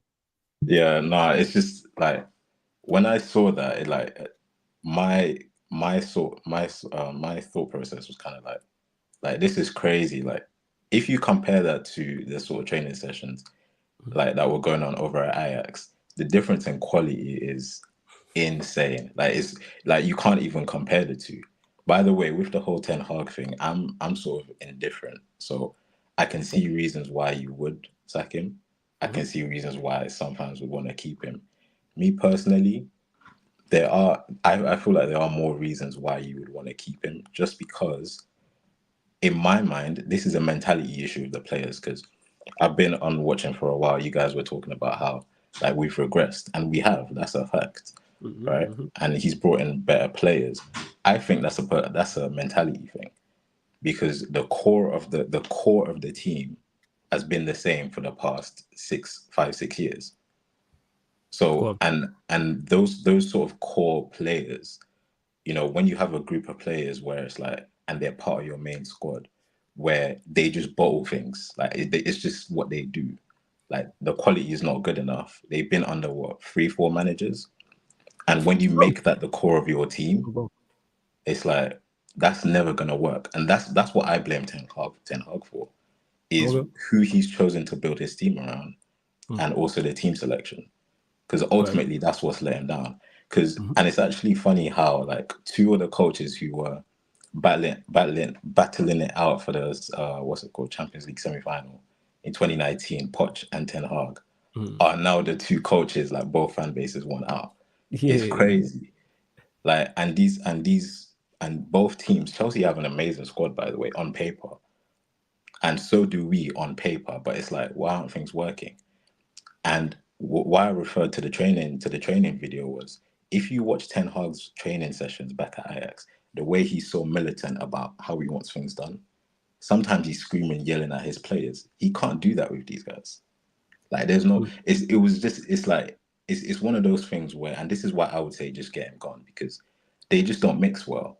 Sometimes with a manager, you just have to like him to play well. Like, and I just feel like they don't. They just don't like money. his mentality and the way he sees football and the way he wants things done doesn't mesh with these players. It really doesn't. Conte had a similar situation over at Spurs. I believe one of you mentioned it before. It's literally the same thing. Mourinho had the same issue. Mourinho's sort of that way where it's like he wants things done a certain way to an extent. Militant. Yeah. And we had the same issues. We had bare fallouts with, well, maybe not bare, maybe it's not as much as this, but we had fallouts with Mourinho. True. So it's like, that's many we did. Do you know what I mean? So that's why I would say just get him gone, because it's just not gonna work. Like, and who he's chosen to build his team around as well. It's like Bruno, Maguire, redemption art. Like, it's so crazy to me how a couple months ago Maguire and McTominay were on the chopping block to be sold. Now they're the core of the team. Like, they're undroppable now. It's crazy. It's like, to me, this is like, it's never gonna work. But this is the last thing I'm gonna say as well. Yeah. The reason I would say maybe don't sack him, see, I'm indifferent. I don't really care. I'm mentally clocked out. So it's like, the reason I would say maybe don't sack him is because we're not run well enough to do this. Okay, we'll take on a manager for 2-3 years, let him build his philosophy, then let him go. We're not run well enough to do that. Madrid can do that. Bayern can do that. What's it called? Some of these other clubs who've been run well for years, they can do that because they actually know what they're doing. We've tried to do that over the past decade and it hasn't worked. Because you got incompetent people This doing is that. This is Man United's fifth rebuild since Sir Alex left. Fifth. Yeah, fifth. If we want to go down that road, I'm not opposed to that. We just have to have a clearer up top. That's the only way that's gonna work. Because we can't. That's not gonna be sustainable with these people up. No first. That's where I'm coming from. Yeah, that's just my 2 cents, man. That's what I wanted to say. You know. And that's pretty much. Good call, man. Totally. Good call, man. Good call. Make sure you call back in again. You know what I'm saying? It's always good to see new callers, man. Continue to support. Big up, yeah? Gonna get to the last caller, people. 5 to 10 minutes to go, and then we're gonna get out of here because this show's been going on 2.5 hours, people. So let's welcome, you know what I'm saying, everyone's favorite caller. My like Kaneki is in the building. Yes, family. What are you telling me? You good? Fam, I thought the call-in was tomorrow. That's going to be another 20. No. It's going to be for the foreseeable. It'll probably be this time slot. Depends if it works or not. That's why I'm just moving things around to see. I love it'll probably be it. Mondays, 4:30, 5 p.m. Yeah. So we'll see how it goes. You know what I'm saying? And yeah, thank you for putting down the banner. So yeah, I know you well enough. I told you I'm a shark about it. Anyway, we're gonna pattern it. I'll get you one here weekly. I did say that. So let's talk about this bunch of ADHD, paraplegic, autistic bunch of retards that we have in our team now. You know, let's you lost the banner, yeah? Just to clarify. Let's have a talk about this team of a bunch of Down syndrome Andes. Yeah, let's talk about these guys now. All right. Bournemouth. Yeah, Bournemouth. You know, let me just take my headphones out. I don't need these anymore. All right. So Bournemouth, yeah. Bournemouth. That game should have been 5-6 to Bournemouth. 5-6-0. Yeah. Bruno Fernandes. What was it? He got the captain's arm badge because he cares. He's the only player that cares. He cares so much to get himself fucking sent off, so he doesn't have to play Liverpool. Yeah, you got that's right. He cares. He's the only one that plays for that badge. Yeah, sure. Where was the playing for that badge when we were getting slapped 3-0? I remember us losing to Newcastle, and a certain Frenchman decided he ain't losing to them from 2-0 to 4-2. I remember a certain Frenchman deciding that he ain't losing, you know? You know, all I'm hearing from the fan base right now, the same artistic fan base right now was all, we don't need him. Look at him. He got done for doping. He got done for painkillers. Painkillers. Yeah, painkillers. Painkillers? Yeah, painkillers. That was the doping something. Painkillers. Was no steroids. Was no coke. Painkillers. Is it LaBille or Onana? Yeah, LaBille. Yeah, painkillers. Like how Gomez got done in for cough syrup. Yeah. You gotta be careful with these things, man. But yeah, go on, carry on, Kaneki. All right. All I'm hearing is, man, if we had known it was this bad, if we know it was this bad, didn't you guys say Terminator? Yeah. Imagine we got Down syndrome, Kenny Dalglish, and freaking autistic Eusebio out here in our team running around scoring goals. Everyone's like, this is what we need. This is what we want. This is what we always wanted. Carry on. Relax with the disability. We'll carry on. I'm sorry. Fam, these guys play like they have disabilities. That's the point that I'm trying to get at. I don't know what drugs Bruno Fernandes takes, because I know Maradona took coke and played like a god. What is Bruno on? I'm hearing he trains. What type of training? Every time you train, you get worse. How do you do that? Fam, I literally told you to write some shit, make it suspenseful, and don't come back until something dope hits you. Fuck it. You should take the mic home with you. How did you take the mic, go home, write some bars, come back to the rap battle, and got worse than the freestyle? How does that work? Valid point still. Valid point. You come to a rap battle and freestyle, it was dog shit. We said go home and write some shit and come back. How did you get worse? Because he's a fucking retard, bro, like you said. I can't say retard because I've seen I know retards that play football better than this guy. Yeah, and you, man, relax again with the disability, I beg. But go on. I apologize. I was in high school. I apologize. So that is wild.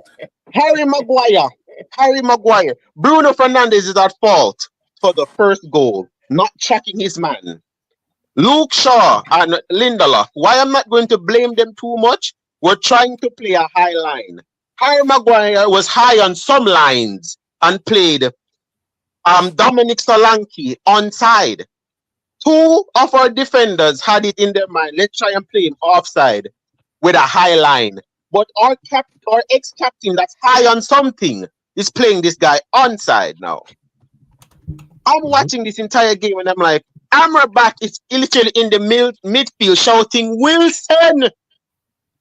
You're saying to Wilson, this man is abandoned. Yeah? Out in there, Wilson, where are you? Wilson, I shout for help. What film is that again? Someone save me. What's it called again? What's the film? What's it called?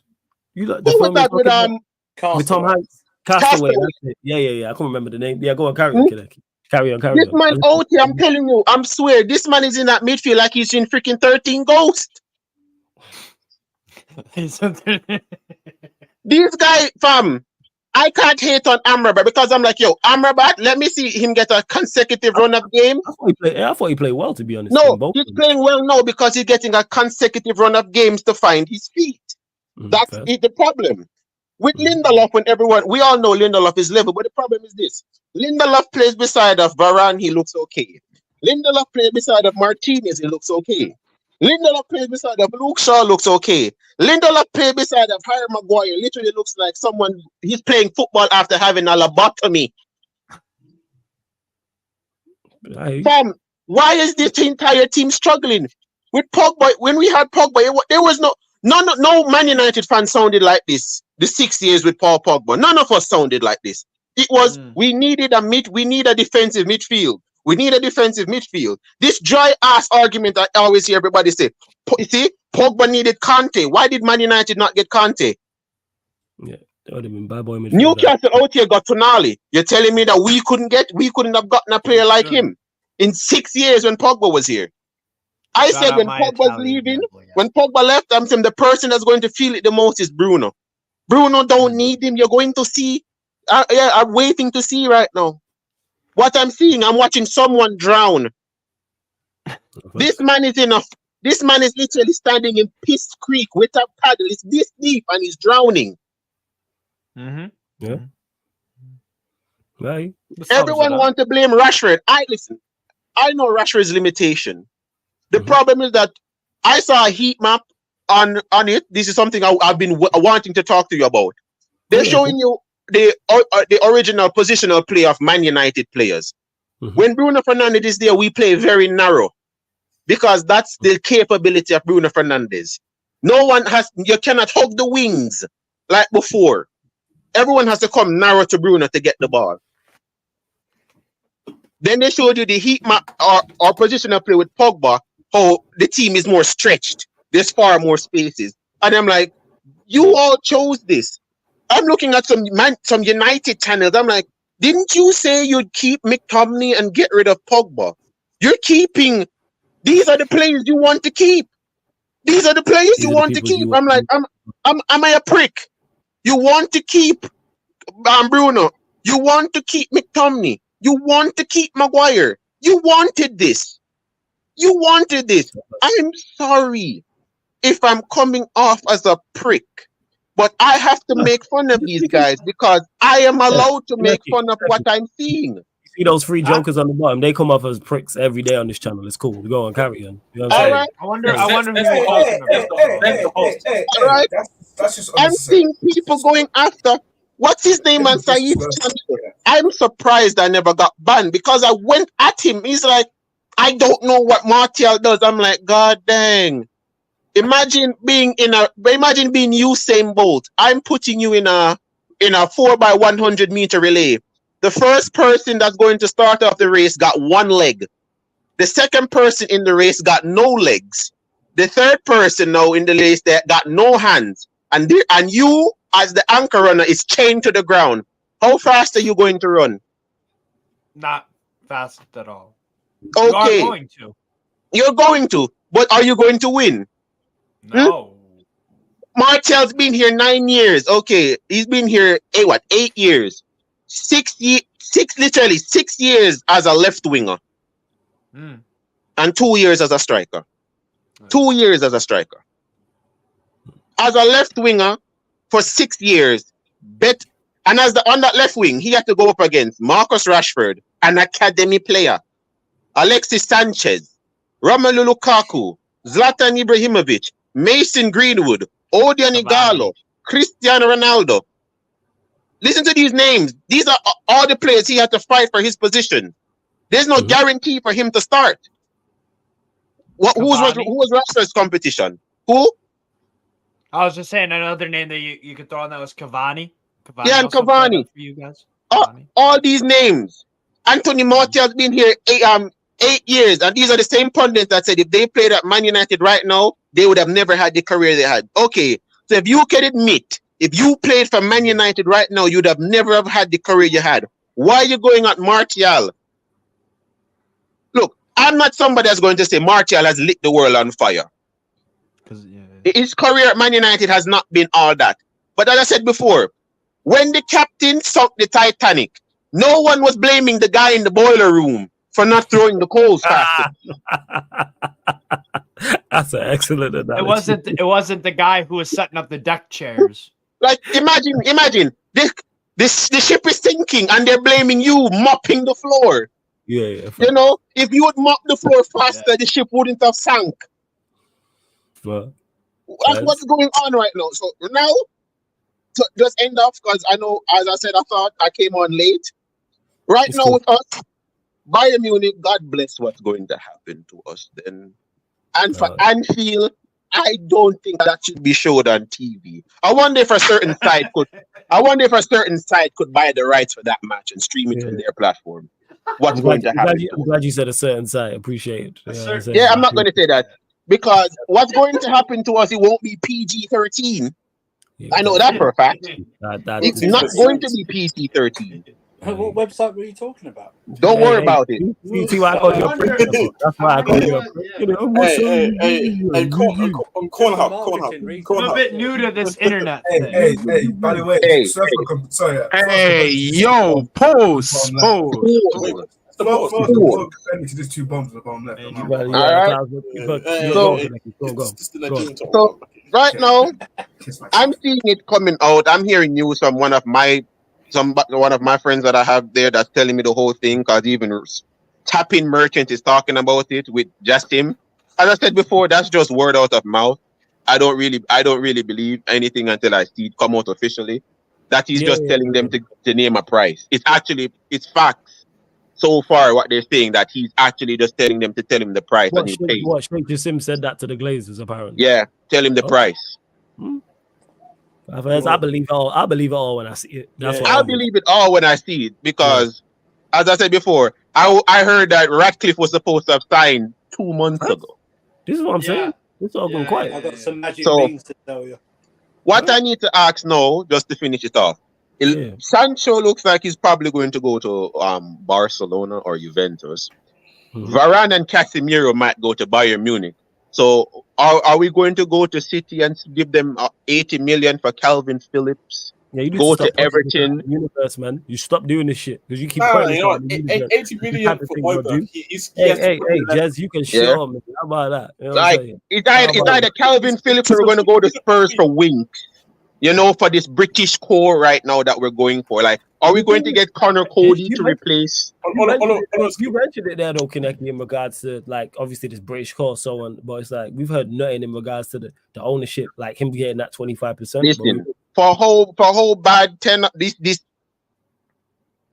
behave. Okay. Let me just call him by his name. Since Ten Hag wants players that can run, let's give him players that can run, you know? Run themselves right off a cliff. We need to run him out the door. That's what it is. That's it. Gotta let you go. Let me get new contract. I'm gonna shout you about a show anyway. I'm literally just trying to put it together. Wow, no problem. I messaged you on the Twitch, yeah? Bless up, Kinecki. Yeah. Every single time. Big up. Bless. Yeah. Kinecki's always like that. So yeah, people, I am trying to put together a show with Kinecki on it. I just need to get the right lawyers involved. That's all it is. Do it on the Twitch. Do it on the Twitch. There has to be, even if it's the Twitch, the YouTube. I'll put it on the YouTube. But all right, let's go through. Let's get to a couple more callers. Gonna run through these callers real quick because we've been here 2 hours and 40 minutes. Matt Don Jego, from one Jamaican to another. You know what I'm saying? Yes, Jego. What are you telling me? Yeah, man. Wagwan, man. Wagwan, my brethren. You good? Wagwan. Yeah, man. I'm here, man. Big up the panel, man. I just enjoying came life in over there, man. You know what I'm saying? Top offer. man, You enjoying life over on the island. That is it, man. As you see, man, no shirt, man. It's all warm here, man. I'm okay. Freedom, like yeah, man. What do you want to talk about, man? What do you want to talk about? Yeah, man. As I said, man, I just came in and saw the show, man, and I said I'll just check in to see what's going on, man. Love, man. Yeah, just obviously usual steps is like with the calling, people talking United, people talking Chelsea. You had someone, couple talk Arsenal, Liverpool earlier on, and that. Where do you stand with it, Jago? Let me ask you a question then. Let me ask you. Yeah, we had a Spurs fan as well. Let me ask you a question though. You think this is the end of the road? Do you see him making it through this week? Bayern and Liverpool. No, remember, Man United normally takes too long to sack the manager, so that is it. So you reckon he makes it through, even though I would not be surprised. That's what I'll say. Knowing Manchester United, I will not be surprised, Flawless, because we have a history of doing this. We always take too long to sack managers, so I can't come here and say he definitely will go because maybe it's a money saving exercise. Maybe that is it. I get you, but here's the thing: don't you think we're there now? Because I think we should have already sacked him. He should have been gone. Yeah. Like because we take too long. Because I'm looking here. Go on. If Man United was a serious club, he would have been gone already. Oh we yeah, know that. Absolutely. Yeah, that's the problem. That's the problem with Man United is how we operate as a football club. And the brother before me there, I would get rid of 90% of these players, man. There's no need to be talking about some of these players. Martial, he's a very talented player, but Man United failed that player, so it's time to move on. We will never see back that Martial that we know. We will never see back that guy. So it's time to move on, man. It's time to move on. I blame the club, though. When it comes to Martial, I blame the club because he was a really talented player, Flawless. Bro, I love watching him at Monaco. He had the talent because I'm even looking at fixtures. Because even after Liverpool, away at West Ham, at home to Villa, there are easily 2 games we could lose. Yeah, as I told you from earlier, lose those 2 games. Manager, it's not about if, it's when. Yeah, I agree with that. Remember from we spoke, I told you he's a dead man walking, man. So I'm just waiting right now. I'm just chilling and waiting and see where we go as a club because something have to happen regarding the ownership. But I'm hearing some things that Sheikh Jassim is not really out of it, so I'm not sure. I'm just waiting to see. It's a wait. Again, I believe it when I see it. That's when I believe it is a wait and see thing. 110%, it's a wait and see. But even if Radcliffe should come in, though, I'm willing to give Radcliffe a chance regarding the way he seems to want to run the football operation. Because remember, Flawless, we have spent a lot of money. That's true. We're not failing because we haven't spent money. It's because we have clowns making big football decisions in Manchester United. That is why we fail. You're sending little kids to go Steve. grocery shopping. You're sending little kids to grocery shopping with $100, and they come back with candy and not bread, milk, eggs, cheese. We have never had a proper director of football / sporting director. It's easy to see why we fail as a club. So I'm not at the stage where I'm here killing up myself about sacking the manager, because nothing won't change until the football structure is changed. So I don't have the energy to waste saying. I have the energy with the manager. That's why I'm not on it. The next manager is going to end up in the same problem, because remember, this summer Ten Hag wanted to get rid of a few players, and the club never followed through. That's not on the manager. That's on the club. He wanted some players gone, and the club never delivered. So how are you going to strive in an environment like that? It's set up to fail, man. We're set up to fail here. So I don't have the energy to waste saying sack the manager, because the problems are deeper than that. Even though Ten Hag is making a lot of mistakes, but the problems are deeper than that. Two things can be right at the same time, Flaw. And that's my biggest issue with him, Jago, is outside of all the issues we have, the mistakes you're making have nothing to do with that. But I'm going to get through the rest of I understand. But as I say, Flawless, the lack of football structure makes the manager job even harder. Yeah, it does make it even tougher. The environment is not built for success. So even though the manager is making a fool of himself, this is what we do to managers. The pressure along with the lack of football structure is a recipe for disaster, man. It doesn't matter which manager we get, Flawless. It was Moyes, it was Van Gaal, it was Mourinho, it was Solskjaer, and now it's Ten Hag. It's 10 years. I've seen this movie over and over and over and over again. So I don't have time to waste saying sack Ten Hag and the problem solved. What we're going to do is 18 months, we're going to be here again, because this is what always happened. Yeah, I get you. Hopefully we're not. The real question is, Jago, I'm gonna get to this last caller. Big up, man. I'm gonna shout you soon anyway. Man. Yeah, man. I always see you in the chat, man. Always see you in the chat. Anytime you're ready, man. Anytime you're ready, man. I'm gonna do a Man United after the Bayern game. So if you're about, it'll be midnight UK time. I'll send you the link. You know what I'm saying? Yeah, man. I'll be there, man. I'll be there, man. Just get in touch. Jago, big up the panel, man. Big up everyone. Big up, bro. Believe, man. Hey, you know what? Just shut the fuck up, mate. You know what I'm saying? You know what I'm saying? How about you believe in the case to you don't believe in the match of the night at OT where United qualify for Europa? Yeah, exactly. Exactly. Yeah. You might can shut up, mate. You know what I'm saying? That's what you might can do. Yeah. You might could just you know what? This is also a rude show, man. Tired of these, man. Let me get to the next caller, people. Last caller. I believe he has called in before. My lad Mator is in the building. Yes, my guy. What are you saying? You good? What's up, G? How are you doing? Oh, bless. Yeah, you've definitely called in before. I remember now. But let him know who you support and where you're calling in from, my guy. Bro, I support United, unfortunately. I'm calling in from Vancouver. Hey, shout out Vancouver. That's the second Vancouver person. What was that, Father? I said lovely place. Lovely place. Oh, yeah, it is. But yo, Flawless, I think we need to put out a missing child sign for Majegas. Like, where is he, bro? Majegas. Where's Majegas, man? Who's Majegas? Who? Mejbri. This guy. Oh yeah, because Rance called him Majegas, didn't he? I have no idea. He was on the bench, I think, last against Galatasaray, and we've not seen him since. He might be injured. I don't know. No, we're talking about Hannibal. Bro, I've just come to the conclusion that this manager likes to gamble. I think after he scored that banger, he was like, yo, let me play him. Let's see what happens. And then he just realized he wasn't a it. And he dashed him back to the academy. He's like, bro, like, just hop back. You know what I'm saying? Yeah, now I hear you. Like, yeah, because we Just- did speak just- on this and he did disappear. It was a surprise because he was his guy at one point, like, and Mhm. was playing in games and was involved. And I believe it might be injury. I'm not sure. I've heard And now, nothing. now he's doing the same thing with McTominay. Why is McTominay doing interviews for us? Because he's main. Leader of men. Your guess, Leader of your men. guess is as good as mine. You know what I'm saying? Your guess is as good He's as a mine. leader. He's a leader. Yeah. How about you lead yourself off the stream, mate? How about that? Yeah, that's what you could be. He's Yeah, go on. proper. Carry on. He's McTominay's proper Carrington. That's why he speaks. He speaks He for the is. club. You know. Everyone got fucking jokes now. Go on, Mator. Mick Carrington. Flows yours. Hey, I will remove everybody. You know, on my life.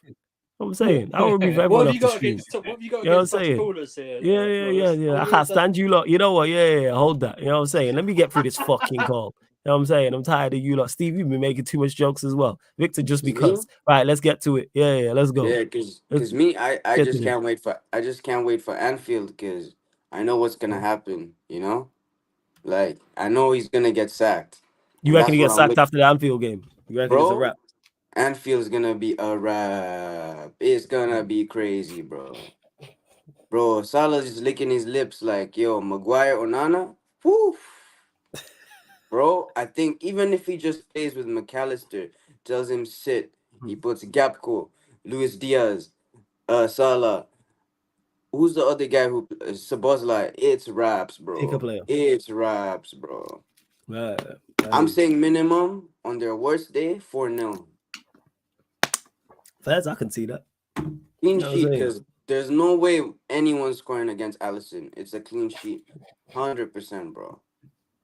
Still get pats. Now I agree with you and I think after Liverpool it's over. I think it's done. But even if he somehow makes it through that, I've said he don't make it till the end of the year. And we got West Ham away and Villa at home. And there are 2 games he could easily lose. We could easily go on a 4-game losing streak.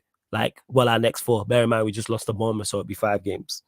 Yeah, man, it's a wrap. But anything you want to add, Mator, before I close out this stream? Yeah. I also wanted to say, bro, don't you think it's surprising that Donny hasn't touched pitch?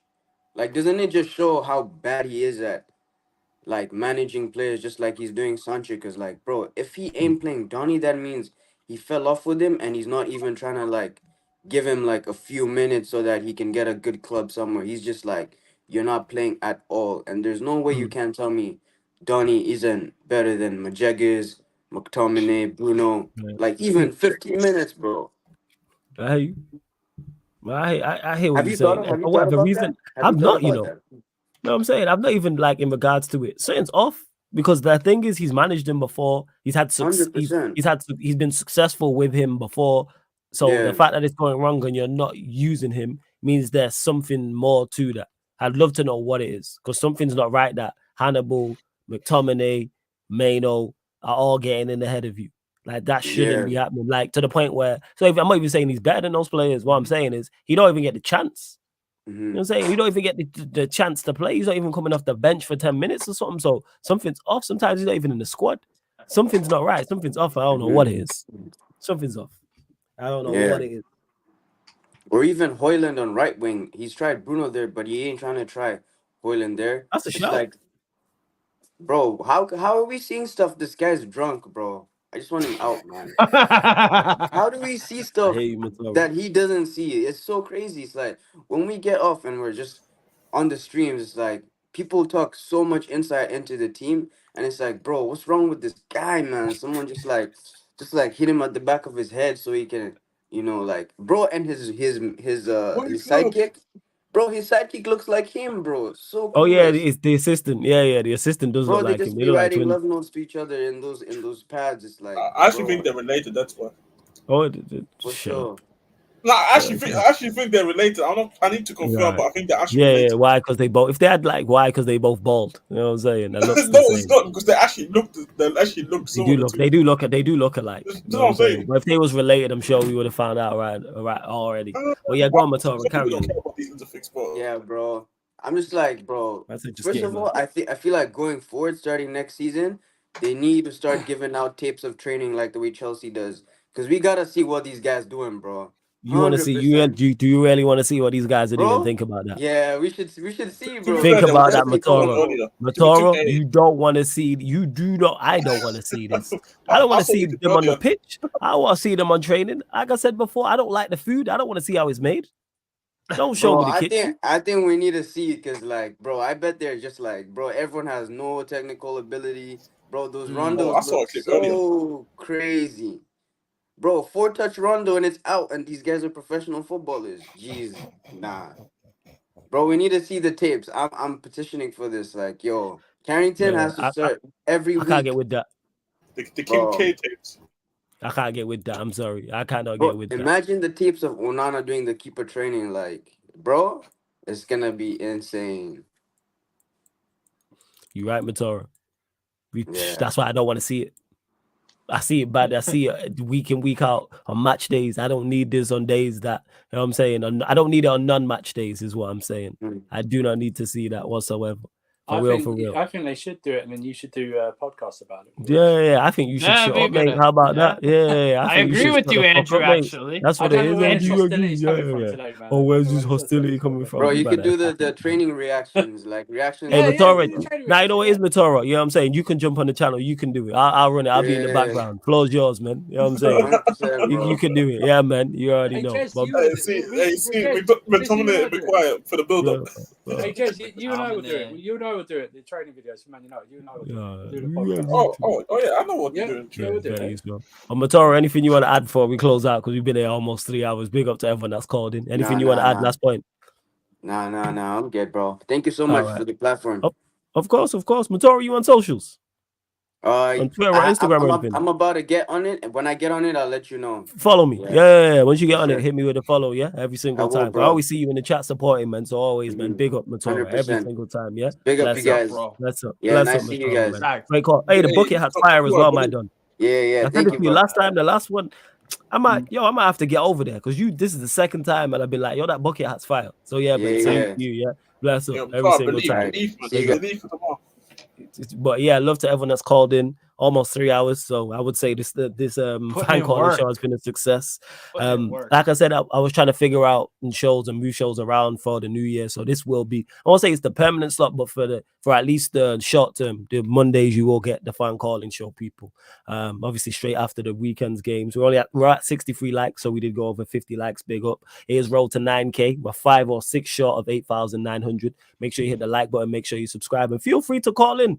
I'm saying it was great to see regulars like Matora and others, but it's also great to see new people as well. Yeah, Spurs fan on. I think that's like the first time we've had a Spurs fan on. Liverpool fan called in as well. So always looking to talk to new people to get new opinions. That's what it is. The London United fan. Yeah, the London United fan. You know what I'm saying? Like the South African Chelsea fan. But yeah. Hold on. I actually don't care about if United. That's the beef with Chelsea. I don't know about these men. And yeah, if you want to jump on to call these man quick, feel free. But yes, love to everyone. We've been live for 3 hours. There's no City fan that joined in. That's what yes, and City fans, where you at? City fans on a real. City fans. Where are you at? I keep trying to tell you, paid actors, man. They're paid actors. City fans, where you at? You are watching this. It doesn't matter where in the world you are as a City fan. City fans, where are you at? I actually want to talk to. I actually want some insight on Manchester City, genuinely. Like rather than just looking at it from the outside, I actually genuinely want some insight. But love to everyone that's locked in. Next time you do one of these, I'll shoot a flare up into the air with the City symbol. More chances than fans.